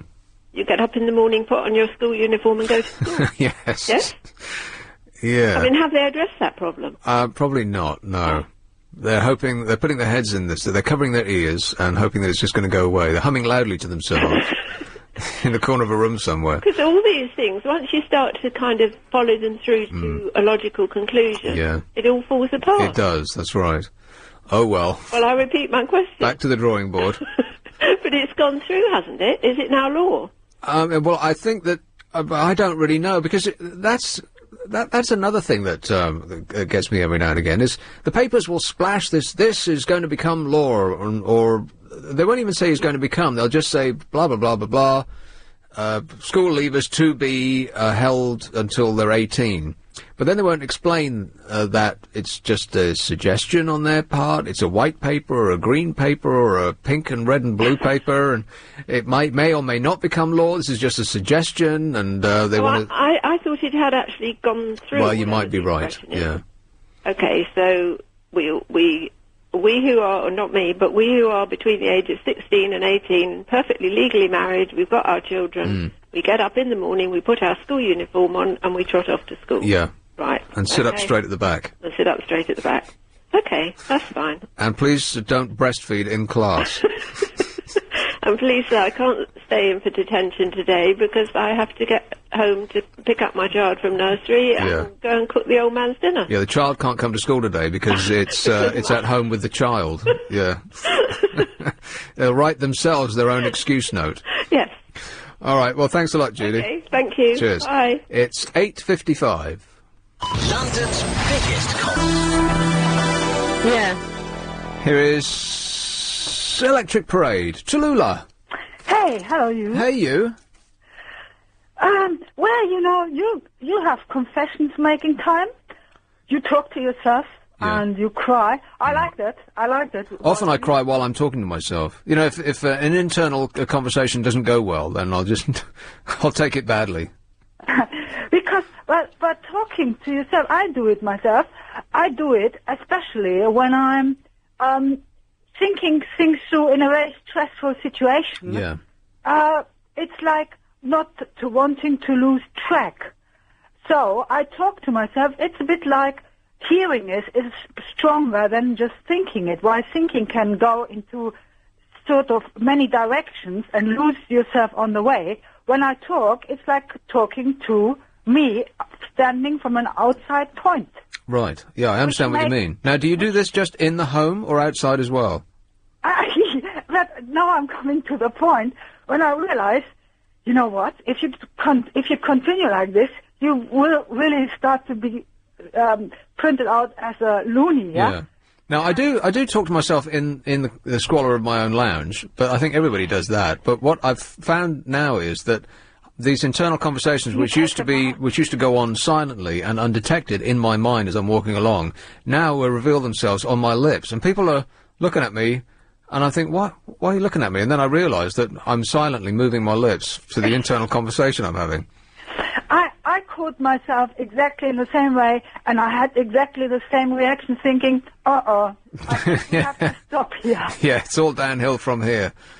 Yes, but even though actually I do have to say, it is extremely healthy to keep a clear mind, and when you don't want to discuss everything with other people, so some things it's better to do in your own head. And saying it out loud, I find it extremely healthy. That's what I want to say. Yeah, some things you have to clear up in an internal conversation, especially if they involve, mass murder, that sort of thing. People have really been annoying you, and you don't want to say that stuff out loud in case you accidentally go and do it, and then that would be evidence against you. Well, but I have to say, look, you have read what's good for you. I always said this on air with my budgie. What do I do with my budgie? I don't know. I'm going under the sunbed. And you always said to me, should you do this? What's written in your survey? Yes. You go under a sunbed with your budgie? Yeah. Really? Yeah, well, I go under. Well, I sat in the sun today, even though it was freezing blooming cold, and I feel a little bit better for it, because apparently you have to get a lot of sun, or not a lot of sun, but a significant amount of sun on a daily basis in order to produce vitamin D inside yourself. What that does, I have no idea, but it's got to be good, right? Well, altogether, I just call it, yes, it feels good. Yeah, it does feel good, you're I right. feel good, yes. But I'm not sure that a sunbed would actually give you the same goodness as the actual sun, in much the same way as a vitamin pill won't give you the same goodness as eating, you know, apples and oranges and broccoli and so on. You know what I realized since a few years? I realized that the sun is rather very violently strong, and I believe now even that the sunbed is healthier than the sun. Right. Well, that may or may not be true. Well, it's my truth, Right. and I look cool. Okay. Well, that's all that matters, right? Absolutely, the proof is in the pudding. Yes, and what a couple of puddings we are. Okay, thanks a lot, Tallulah. Okay, Cheers, my dear. bye. Ta-da. Her and me, we're both... What it's all about, and I can't tell you because I don't know myself. Dennis Quaid has just had twins. Why would somebody at that age have children now? That doesn't seem to make any sense to me. I mean, he's, what, like 60 years old now? Must be getting on close to that. I mean, I know he's kept himself well, but they'll scream and keep you up at night and run around and smell and break your knickknacks. Why have kids now? Mystery.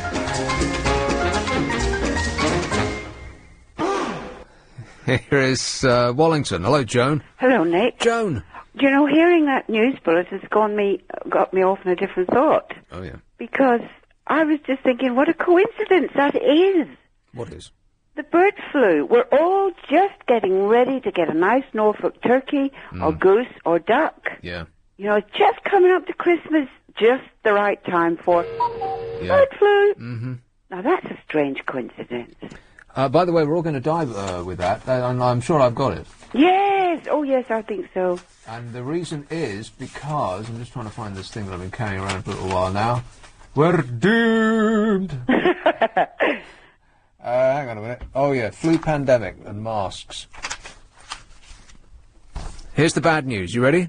Right. Britain is dangerously exposed to a global flu pandemic because ministers have not bought life-saving face masks for NHS staff. Oh, my goodness. The government has not acted, despite pledging to start buying them for doctors and nurses 2 years ago. It's like a teenager being told to clean up his bedroom. I'm gonna. Well, I hope everyone's moving out of Norfolk. They'll have to, this just for Christmas at least now. Meanwhile, countries like America, Australia and France have stockpiled tens of millions of these life-saving paper masks. Experts fear a deadly worldwide outbreak of influenza is imminent. We're all going to die. Do you think that's enough to stop us all having turkey for Christmas? Do you think they've done enough now, you know, to make sure that we'll just eat a few veg for Christmas? I don't think you can catch bird flu by eating a cooked... Yes, but they've done this before. I mean, all the cattle they slaughtered we could have eaten. There was no reason why we shouldn't have eaten it. But they chose to actually burn the whole thing and not let us have it. Because everyone, all the other countries where they have that same thing with the cattle, they eat the meat. Do they? Yeah. Do they? Yeah. In fact, they've been exporting it to us from France during that big scare. Huh. I did not know that. Evidently, it's eatable, so long as you cook it and eat it, it's fine. Well, it would have been much more pleasant to the countryside if they hadn't have burnt cows in a big pile with their legs sticking up in the air. That was the most upsetting part, wasn't it? Yeah, but that was a big message, wasn't it? Anyway, can I go on now to something else I want to say? Yes. Because I've got really carried away tonight. The other thing is, you know, you're talking about the 16 to 18-year-olds have to stay at school now? Right. Well, at the moment, they pay anybody to stay at school over 16. They pay them about £30 a week. Now, if they say it's compulsory for you to stay to 18, they're not going to pay anybody £30 a week. I think you lost me there. Well, children, in last couple of years or so, if they said they would stay on at school and carry on learning, after 16, instead of leaving, if they stayed on, they would get money. Right. And the government has been paying them £30 a week. Yes. Now, if they make it compulsory for you to stay on, Okay, I get it. Then why pay them? Because they have to do it anyway. Yeah, so they won't be paying. So that's one thing they'll not be doing anymore. And the other thing, of course, as you say, they're keeping them off the dole queue. Well, this... we're pouring a programme on this idea, but actually it is a good idea if what they do is learn something that would be valuable to them once they leave school, rather than sitting around the park and drinking cider and smoking dope all day. But don't think that's what they're intending to do. Well, let's hope so. If they went and learnt how to be a plasterer or a plumber or whatever it might be, then that would be a good idea. But if they're just going to sit in school and learn geography and economic history, or rather not learn it, sit in the class with their arms folded. Just cause trouble because they don't want to do it. Just in order to make the statistics for unemployment look better, then that's a giant waste of time. How can you possibly put a range of trades into the school arena suddenly? You can't do that. Well, you know what, Joan? I hope they've thought of this, really, and it's not just a smokescreen to make us think that their way of tackling unemployment is actually working. But all of our experience, all of our experience suggests that this is what we can expect. And the other thing is, oh, good. And another thing. Well, they were talking about the Diana inquest, and I went up there a couple of weeks back to the inquest. I suddenly thought I'd been interested in reading about it, and I thought, well, it's in London, for goodness sake. Why don't I go up and actually be there? Well, you just wandered in. And they said, well, if you get there at about 8:30, you should be able to get in. Really? Now, I imagined a huge queue. Because I thought, my goodness me. I thought there had been velvet ropes and people with the clipboards saying your name's not on the list and you're not coming in. Well, there you go. And I got there. There was one little man there. And that was all. And I thought, where are the big crowds? Because surely thousands of people must be interested in this. Yeah. There's got to be. No, and anyway, we went off and we had a cup of coffee and came back, and it was about time for the gates, and there were, I think, 3 other people. So we went in, and they give you a ticket, and then you find your way up to this particular room. Now, it's a vast place, this law courts. Very, very impressive, but... Where are they? The Strand. Right, I think I've been in there. Yeah, on one of these London open key weekends. Yeah, through the keyhole weekends where they open the public buildings. Yeah, and it's really quite. It's very impressive. It's very grand, and all the courtrooms themselves are very just slathered with dark wood and. Well, I thought that's what it was going to be like. Yeah. And in fact, the room they're using is just a modern room, not really? Terribly big. Doesn't look Dickensian. Not at all, not at all. And there are about 3 or 4 rows of people with computer screens, or screens, whatever you call them. Right. On the left, you've got the jury, and then there are big screens up all around the room. Because, it's coming from France, and the people are actually talking in France, and some of them being interpreted and some aren't. So is there a public gallery and a press gallery? And it turned out, well, you couldn't even call it a gallery. It's just a few steps up, and you've got only room for maybe 20 people on one side for the public. The other is supposed to be for the press, the other side. Right. That's all the room there is. But there were spaces when we first went in, and I couldn't believe it. Huh. Couldn't believe it, because this is one of the most historic things happening at the moment that you could imagine. And it was... Well, it's hard to imagine anybody touching the heart of the public more than her. I mean, more so even than the Queen, really. And I would have thought that the queue would have been around the block. Absolutely. I mean, we're still staggered. We just don't understand. What was the experience like? Fantastic, because... What, was like better than Disneyland? The thing was, you really were listening to every word of these witnesses, every word. And it was, well, you didn't want to miss a word. You could see the people on the screen, you could hear what they're saying, you could watch every movement, really, of their faces, what the sound of their voices, so you're getting the real impression. And so was it an accident, or was it an evil plot? Well, I tried to shady I thought there's no establishment. point me really going up and being interested unless I keep a totally open mind. Right. Which I haven't really had, because I think ages ago I decided, yes, somebody actually did make it occur, did make it happen. Yeah, just assume the worst. And the fact is, I'm still waiting for Rhys Jones to appear, because after all, he was alive, and you know, he should be. But of course, now the paparazzi have said they're not going to come and be witnesses. And there's a big thing about that, big issue about that. But to be there and to hear these people who had actually seen a white Fiat Uno coming out of the tunnel when they were just coming home from a friend's house, and it was right next to them. They could see the driver, they could see what he was doing, they saw the dog in the back seat, and they were with that, you know, for quite a number of seconds. And that was just amazing. So were you impressed with the full majesty of the law? Well, you don't get that sense of it in that kind of room. Right. You feel that this is very down to earth, it's very practical, it's very modern. Because the law courts that I saw were, they looked like a television set, because it was all very, everything was very raked in the sense that there was no one level. The public gallery was raked like stadium seating. I've been in one of those. Well, I've been in two of those. The judge was up high in what looked like a wooden nest, and everything was made to impress upon you the like I say, the majesty of the law. No, in this it's much more low key. Right, just like an office. But it was really quite funny, because if you accidentally closed your eyes and looked as though you had fallen asleep, there was a woman, and she came, and she had a word. Really? Yes. And you're not even on the jury.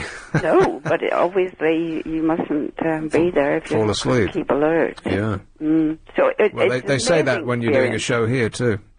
Sorry? Never mind. Oh, missed that one. Yeah, oh well. So it was. Catch it on the podcast. I'm going to go again sometime soon, I think. Right. But I had to get up at 5:45. And do you get a lunch break?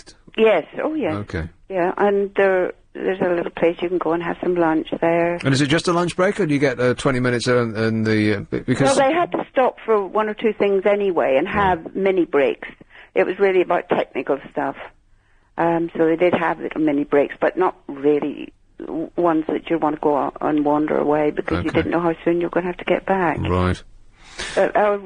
Really, I don't want people to go there, because the next time I go, it'll go full up. That would spoil your great day out. Yeah. Yeah. Okay, well, thanks for the insight, Joan. Thank you. Right, cheers, my dear. Thanks, bye-bye, Nick. Ta-ra. This is LBC. It's 9:15. Travel now with Karen Mercer. Roadworks are going to be starting up on the... You've arrived not a moment too soon. When do we start? Tonight. Good. I'd like to get in, get on with it, get it over with, and get out. Get it? Got it. Good. Temple Fortune. Hello, Nigel. Hi, Nick. Nigel. I prompted to ring you, really, for two reasons. One about Gordon Brown, and one about, after hearing our friend Joan in Wallington talking about the Diana inquest. Yeah. I should know this, being in the job I am, but I can't remember. I would imagine it's the Daily Express. They had a picture last week showing the special built annex for the public to go and watch the Diana inquest, like a big porter cabin. And it's completely and utterly empty, because it's been, from the public's point of view, it's been a failure, with very few members of the public actually going to listen to it. Yeah. Because it's going on for weeks and weeks and weeks. It's not going to tedious after a few days. But they had this special built area with video screens linked to the court for the public to go and see and watch. Yet there was no one in there at all. So it's interesting to hear Joan, that she obviously must be into it, but from generally speaking, it hasn't been at all popular.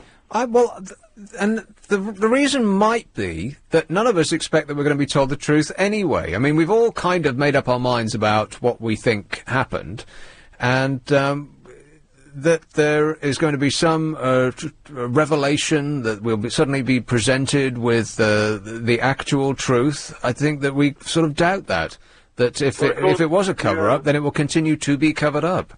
According to, of course, to Sir John Stevens, of course, the truth has come out, and his investigation was thorough and proper, and that was the end of it. So we've now got this particular inquiry, at court, which I imagine will rubber stamp it and everything else. I mean, There's stuff, of course, come out in this inquiry which didn't come out into John Stevens' inquiry because it wasn't available to him with the photo evidence and the ability, I suppose, to actually question the photographers who were there. Yeah. So that, I think, is interesting. And I personally think that, I think that once this is done and dusted and dealt with, I think it should be put an end to, because every year the anniversary of her sad death, which of course was dreadful, and of course the awful death of Dodi Faye was also terrible as well, that less and less people go and less people leave flowers at Kensington Palace. So I think the initial gasp horror and what happened is slowly passing, if that's the right phrase. Well, yeah, as it would be if anybody close to you had yeah, died, I mean, I remember the where I pain was. would dissipate over time. Exactly. I mean, it's a terrible thing, but I really do hope that any mystery, conspiracy theory can be put and laid to rest, and this can be the. Well, it definitely won't be. Conspiracy theories seem to be getting more and more hold with the population. We're prepared to believe the worst of the people that run our lives on almost any issue, be it 9/11, the death of Dr. Kelly, or anything that you care to name. I think as a country, there's a great percentage of us, which is ever greater with each passing year, who believe the worst. Sure. If I can talk about Gordon Brown, you mentioned Gordon Brown at the top of your show. I thought about Gordon Brown last week when he opened. Oh no, not big one. He didn't open it, but he was a guest at St Pancras for the inaugural, the official opening ceremony. Mm. And when he arrived, he looked relatively well, but he left. He looked dreadfully dog-tired. And it's whether you like it or not, it's the most soul-destroying job being the Prime Minister of any country, because it is literally mentally and physically draining. And I don't know whether he's going to be up to it as well as Tony Blair was. If you looked at Tony Blair, how he actually physically aged in the years he was the Prime Minister. Gordon Brown, of course, looked last week. I couldn't believe how tired he looked. He had a very long day, and I think that the job he does, they're long days every day, and your time isn't your own. And of course, he's a father, he's a husband, and he's a Prime Minister. And whether he can actually go the full term, I'd actually be surprised if he can, really. Well, we've all heard this before, and we've seen the sort of before and after pictures of Tony Blair looking, cute and Bambi-like and impish when he first took control of to the strains of Things Can Only Get Better, and then the image of him now where he has aged considerably. But you know what? We all have. It was 10 years, and what that'll put on an already middle-aged man is significant. So it's not necessarily the job; it's just the passing of time. No, I don't agree. I think this is a 24/7 job. He's got so much to read. He's got to do lots of travelling, lots of meetings. It's a very physically draining job. You and I have, and people listening, all have busy jobs and lifestyles to work around, and families and girlfriends and boyfriends and husbands and wives, etc., to work around. But the job he's got is so full on, being the PM. And I'm not a Labour voter, whether it's a Labour or a Tory PM. It is the most physically, I think, and mentally demanding job in this country, and it's one I personally wouldn't want to do. And I'd have the stomach to do it. If you look at Tony Blair, he still is slim and got a great shape for a man of his age, doesn't he? He looks, I think, remarkable from a fitness point of view. He was renowned for going to the gym quite regularly and taking good exercise. I think Gordon was a much heavier, thick-set guy. Whether he does the same exercise or not, I don't know, but I don't think I could do that job. Do you? No, I wouldn't. So no, but I've had no burning desire for my whole life to do it. I think anybody that's in that that eventually gets there has wanted to do precious little else since the first moment that they joined the debating society at school. So it's a fulfilment of a lifetime's ambition, and I'm sure they revel in it on a daily basis. They'd rather do it than not do it. Yeah, well, I'll be interested to see the pictures that all the newspapers are doing about another year's time. Yeah, this is the first anniversary of Gordon Brown. Yeah, well, the thing with Gordon Brown is he doesn't, unlike Tony Blair, he doesn't look that great at the beginning. I think you're right. He's got a pretty bad sort of collar line. His shirt is not of his tie, it's always like to one side, isn't it? And he's all but there you are. Yeah. I think that it'll be interesting to see, but Nothing that a team of stylists and a great plastic surgeon couldn't cure. Well, yeah, of course. I think you should ring up Sherry there and get a former style guru, shouldn't he? Carol Catman, give her a call. Perhaps he can, she can perhaps put him through his paces, modernise him. Right. Tell him not to breathe through his mouth, that sort of thing. Yes. All right, thanks, Nigel. See you, bye-bye. Cheers. I'm not sure that that's actually true, by the way, that the leader of a country is necessarily has a 24-hour-a-day, 7-day-a-week job, because they do take a lot of holidays, right enough. I mean, it's something like 3 months holiday a year the MPs get, and the recent move is for them to get even more. Which is quite staggering, actually, really, isn't it? I mean, you'd think that running the country is actually more of a job than running a business, because if you're just running a corporation, like one like ICI or something like that, it's a very specific job, and you know exactly where you're going, and it's really quite linear. You've got to get from here to from A to B, whereas running a country, it's as though you're standing in the middle of a circle, and you have to go in 360-degree directions at all times, rather than. My only concern is the profitability of this corporation. But you're delegating a lot, though, aren't you, as Prime Minister? Well, yes, and I think the most obvious person to talk about in this regard would be George Bush, and he, although he manages the biggest economy in the world, the most important country in the world, the only remaining superpower, and has perhaps the most important job in the world, manages to pack in 6 months holiday a year and 15 hours sleep a day. Absolutely. Here is Stockwell. Hello, Susan. Yeah, all I'd like to say is that was a really heartfelt speech by the guy just ahead of us, yeah? I mean, Prime Ministers can delegate. He's got checkers. He's got an army of helpers out there, yeah? He can afford on his pay to go anywhere in the world and get a break and any sort of complimentary therapy. I mean, if he wants to do the job, that's why he was appointed to do it, or that's why he's doing it. Yeah? And I was looking at the other Prime Ministers that were on when the Great Wars were on, like David Lloyd George or Ramsay MacDonald or Stanley Baldwin. They all had a lot harder jobs than this Prime Minister. We're not in the middle of any great... Well, I'm not sure that's actually true. I think the job of being a Prime Minister becomes more and more difficult as time goes on, because you're more and more under a spotlight. I mean, even 20 years ago, there wasn't the same sort of media intrusion and disrespect that there is today. And so I think that the top job is one that is becoming... How much is he getting? How much holidays does he get? 3 months a year. Yeah, so what's his pay like? 180 grand.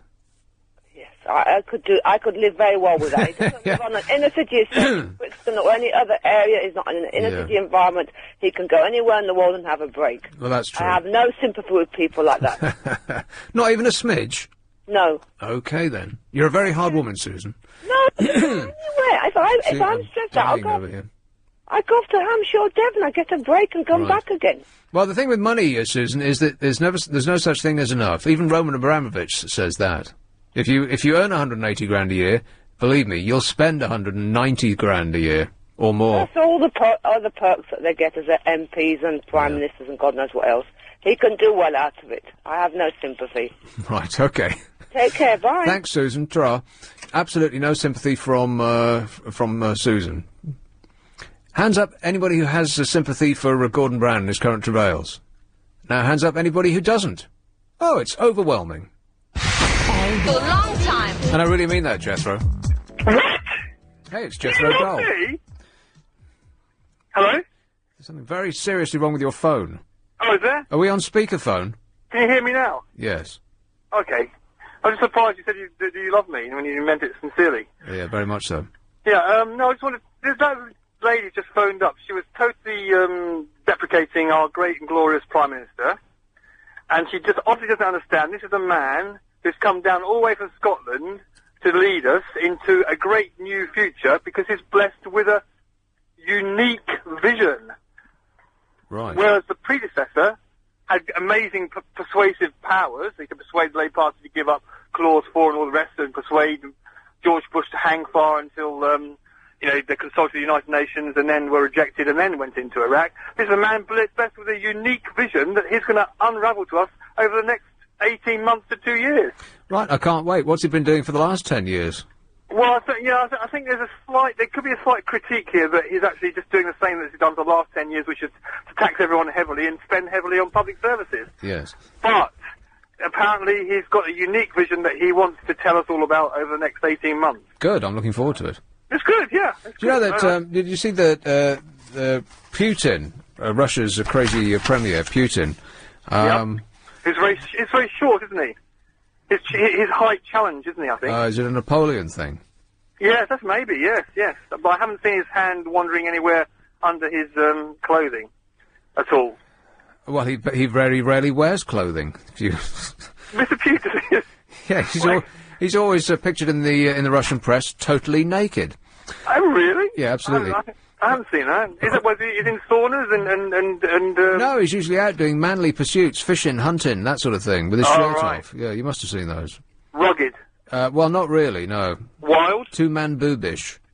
Oh, really? Oh, dear. Too much caviar, probably. Well, apparently he's got a plan for Russia, and he's, you know that they're about to have, quotes, elections in Russia? Oh, right. But parties that are against him aren't allowed to take part in these elections.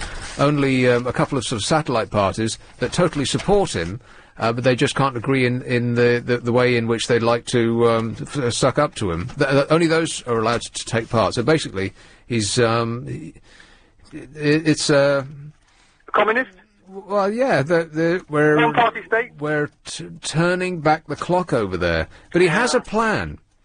What the plan is, no one knows. But he's so wildly popular over there that the Putin plan, as they're calling it, is supported 100% by 65% of the population. 65% of the population support the Putin plan, despite the fact that no one knows what this plan is. No information has been released on it. So they've got immense confidence in the man's profound ability to be honest, true, loyal, and good, and look after the.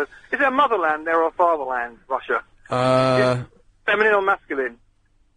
Masculine, I would say. It's a fatherland, is it?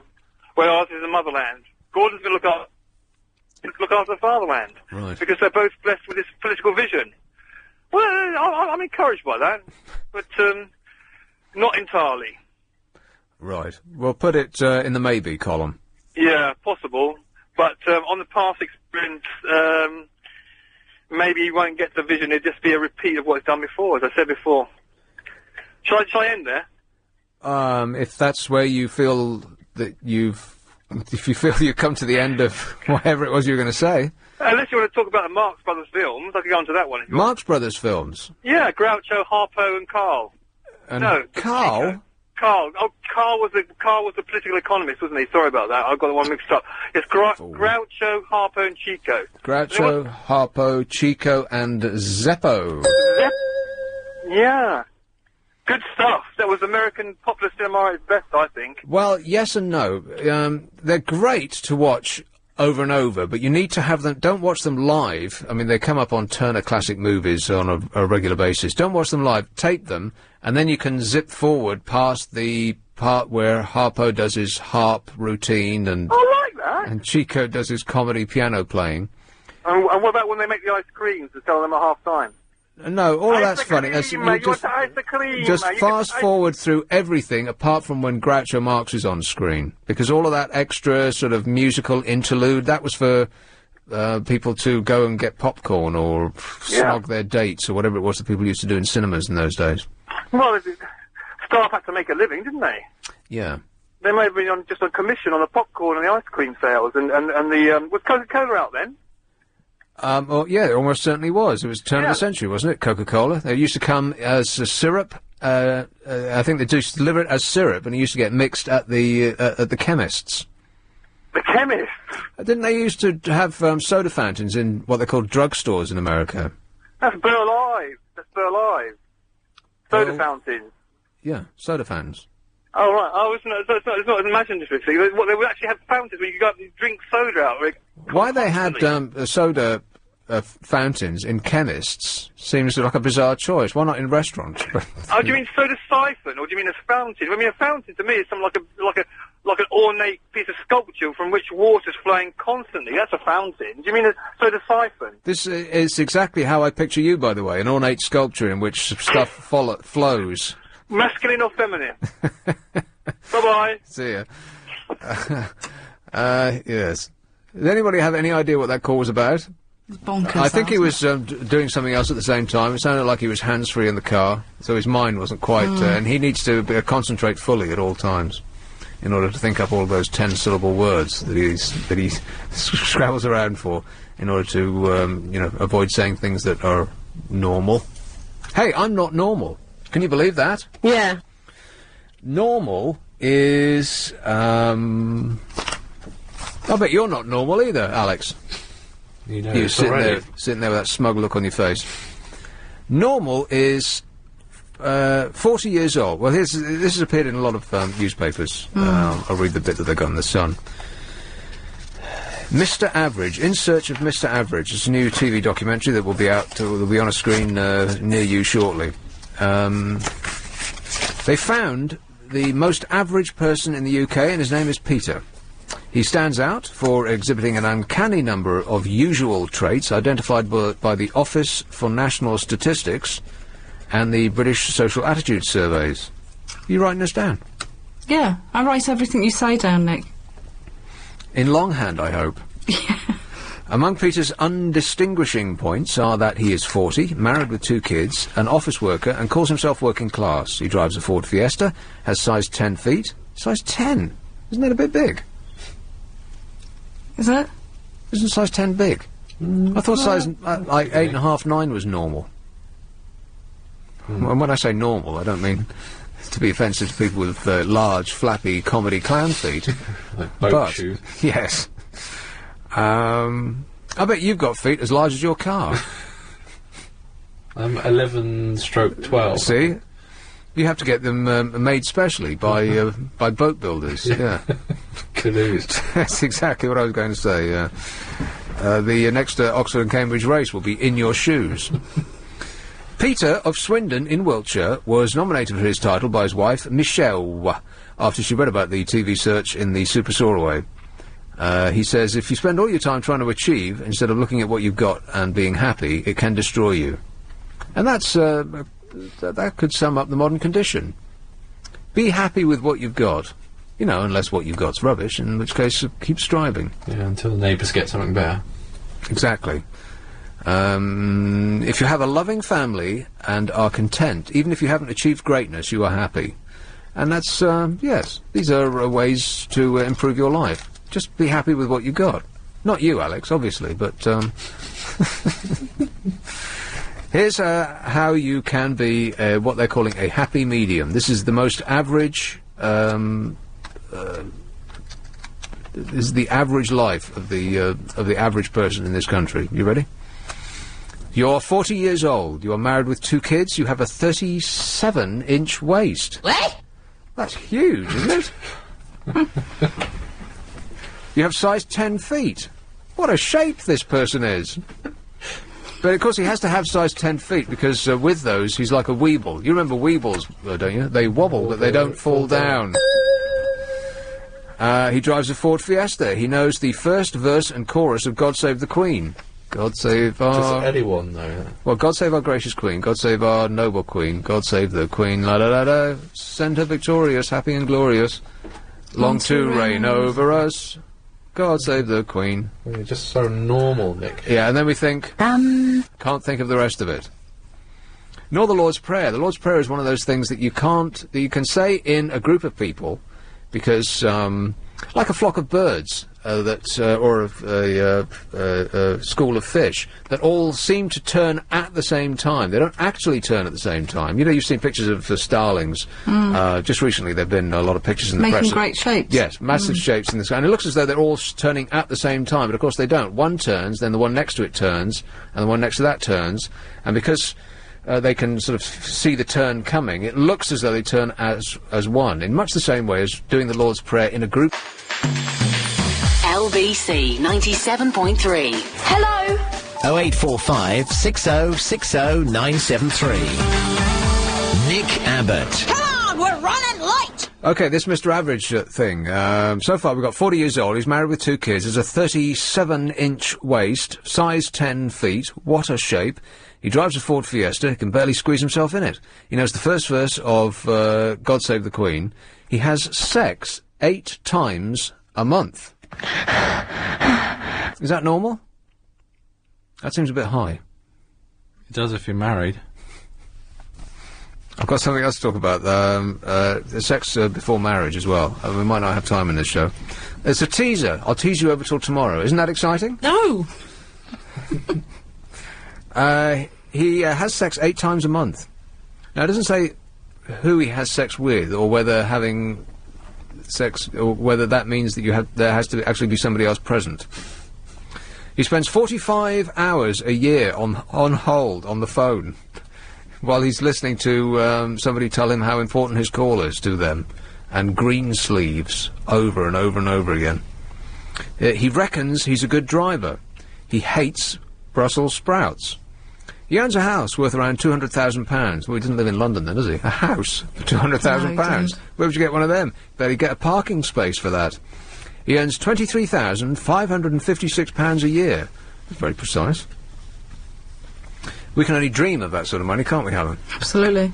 He has more than 80 numbers on his mobile. 80? What? 80? Well, what are they then? How can you have 80 numbers on your mobile? Well, it's the local pizza place, the local taxi place, the plumbers, the DIY store. Right. Okay, so these aren't 80 people that he actually knows. I hope not. I don't know 80 people. No. 80? I mean, at school I could maybe have laid claim, not even then, laid claim to know 80 people. But anyway, okay, so he's got 80 numbers on his mobile, most of which are work-related. He works more than 40 hours a week. Oh, well, I know how that feels, don't I? No! He owns Queen's greatest hits. Rock and roll! I saw Queen live in Rio the other day, and there's a poll on the website of another place that I work at that's it's something of the order of who was the greatest frontman of a rock band ever, and you had to vote on it. And they were Freddie Mercury, Gary Glitter. Shut up. Freddie Mercury, Robert Plant of Led Zeppelin, Paul Rodgers of Free and Bad Company, Mick Jagger, of course, of the Stones, Bon Scott, the first AC/DC singer, and by far and away, Freddie Mercury was number 1. And I don't see that at all. I tried to watch, and I do mean try. I tried to watch the Queen at Rio. You know, they played the biggest concert that has ever been, and the sea of people in front of them was absolutely staggering. There's something like 1 million people were on the beach in Rio to see Queen play. Well, most of them, of course, couldn't see anything at all, nor I could imagine could they hear anything. But there was Freddie, doing his posing and his strutting about, which I'm sure looked good from 100 yards away. But up close, where the camera sits you, it was kind of repellent, because there was something really he was a major turn-off physically. As a stadium act, yes, because you're not that near, but in close-up, he was kind of this hairy, creepy... Sweaty. Yeah, and he spits when he sings. Was he in the lycra stuff that he wears? Yeah, hideous. Oh. It was kind of hard to look at. In fact, I couldn't look at it. I had to turn it off. Anyway, that's by the by. Queen's greatest hits. He eats 35,000 biscuits in his lifetime. 35,000. In a year? No, in his lifetime. I'd get on practically that during the course of one show. So yummy. Sopranos and biscuits. You've not offered them round tonight? No. He is filmed on CCTV 300 times a day. Well, that's actually staggering, isn't it? 300 times a day you're and looking like this. Yeah, you could have dressed up. I know. Even in Swindon. I am a disgrace. Look at me, unshaven. My hair is a mess. I dribbled dinner down my sweatshirt, and You've been burping in the ad breaks. I have not. Singing. And that camera there. I know, pointing right at me. Yeah. Yeah. It's not my best side either. I'll be putting that on YouTube later. This average man, Mr. Average in this country, has between 8 and 14 close friends. And I would have to question that. At the age of 40 years old, you've got between 8 and 14 close friends. Is that true? No. No, I wouldn't say so. Like a handful at most. Because 5. Yeah, most of your close friends were in your youth. After which, they all get married, they leave the area, you drift away, and you don't know them anymore, and if they get married, they have children, and no one's coming out to play anymore, and you just don't know them anymore. So, I would question that. This is probably in response to the question, how many close friends do you have? And then they rack their brain and think, oh, blimey, 2. But I better not say that, because that'll make me sound like a loser. And so they just make them up. Or they include people they haven't talked to in years. So I think that this is not a statistically accurate survey. And it appeared in The Sun. Can you believe that? He will say sorry 1.9 million times in his life. What, a bloke saying sorry? Yeah. I am very sorry that I screwed up. Totally I am so sorry. You just don't know how sorry I am. I'm sorry. He works in an office. Boring. Considers himself working class. Can you be working class and work in an office? I thought working class you had to be a blue collar, not a white collar.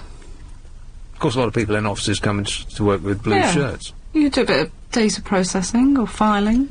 He owns at least 3 televisions. 3? Kitchen, bedroom, living room. Right. He owns 22 pairs of socks. He sleeps 7 hours a night. That's just 1 short of sufficient. Recommends a daily allowance. Yeah. Although Maggie used to get by on 30 seconds, didn't she? Wasn't it? Something like that, yeah. And she hasn't aged a day. No, and look what she did to the country. He can cook at least 4 meals, including spag bol. He has debts of more than £3,000, as well as his mortgage. He does less than 30 minutes exercise a week, hence the 37-inch waist. All of these things are connected. He takes 1 foreign holiday a year. He commutes to work for 25 minutes each way. This guy definitely doesn't live in London, does he? 25-minute commute. You'd have to live in the same building. He has at least 1 Harry Potter book. Have you got a Harry Potter book? No. Absolutely not. No. Oh, come on, Helen, loosen up. Get off it. Join in the fun, dear. You might like it. I've got a Harry Potter book, and I got about 50 pages in. Often I'll give a book 50 pages, in much the same way as I'll give a film 10 minutes. And if it hasn't grabbed me by that point, and I've really got to go.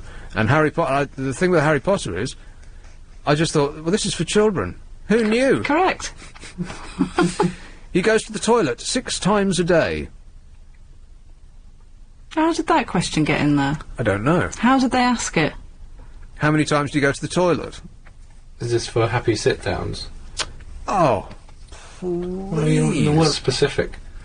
Well, I hope not, because that doesn't sound normal at all. That sounds like he would have a condition.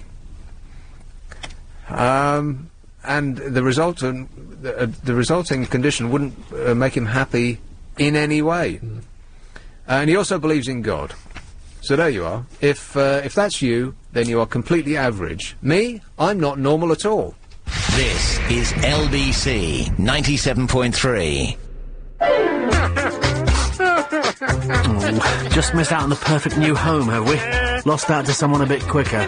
With smartnewhomes.com, you won't... The Champs-Élysées is one of the most famous thoroughfares in the whole wide world, right? I was just in Paris, France, myself, and I was staying right near it. Didn't see it, but I was near it. But apparently... this road, the Champs-Élysées, fated as the world's most beautiful avenue, is fast becoming a vice-ridden hub for violent youths, high-class prostitutes, and racketeers, a senior French police official has warned. So they have these problems. You think of France as being, very sophisticated, but actually it's just like us, with fewer burger bars. I actually was in Paris for 4 days, and I saw 1 burger bar. Just 1. You could barely walk 10 yards in London without seeing one. With the result that Parisians are so very thin. They don't. The average Parisian doesn't have a 37-inch waist. 17-inch waist, maybe. They're svelte over there. Us, not so much. The head of Paris Anti-Prostitution Brigade says that the avenue is now a magnet for unstable youths from the banlieue who are out for thrills and who increasingly cause trouble at nightclubs. There's a shocking statistic coming up. He told the newspaper that the Champs was in danger of resembling the Sidi Pigalle district in Montmartre, once chic, but now full of sex shops. He said there was a growing problem of Moroccan prostitutes arriving in France as tourists and going straight to the Champs-Élysées to earn up to £3,500 a night. What? And my question is, what on earth are we doing here? £3,500 a night? How do you spell Champs-Élysées? Get your sat-nav out. I'll meet you there at midnight, all right. Okay. So, what have we talked about so far on this super show? Star Wars, YouTube, television's decline, Tony Blair versus Gordon Brown, journalists, Ed Balls, asbestos, clairvoyancy, the West End, Jilted John, school leaving age, the tube map, Silverlink trains, blood pressure, health scares, men crying, Princess Diana's inquest, the job of Prime Minister, the Lord's Prayer, Mr. Average, and most importantly, Disneyland's It's a Small World After All. Oh no! I faded myself out. That was rubbish. On 97.3 DAB and online. London's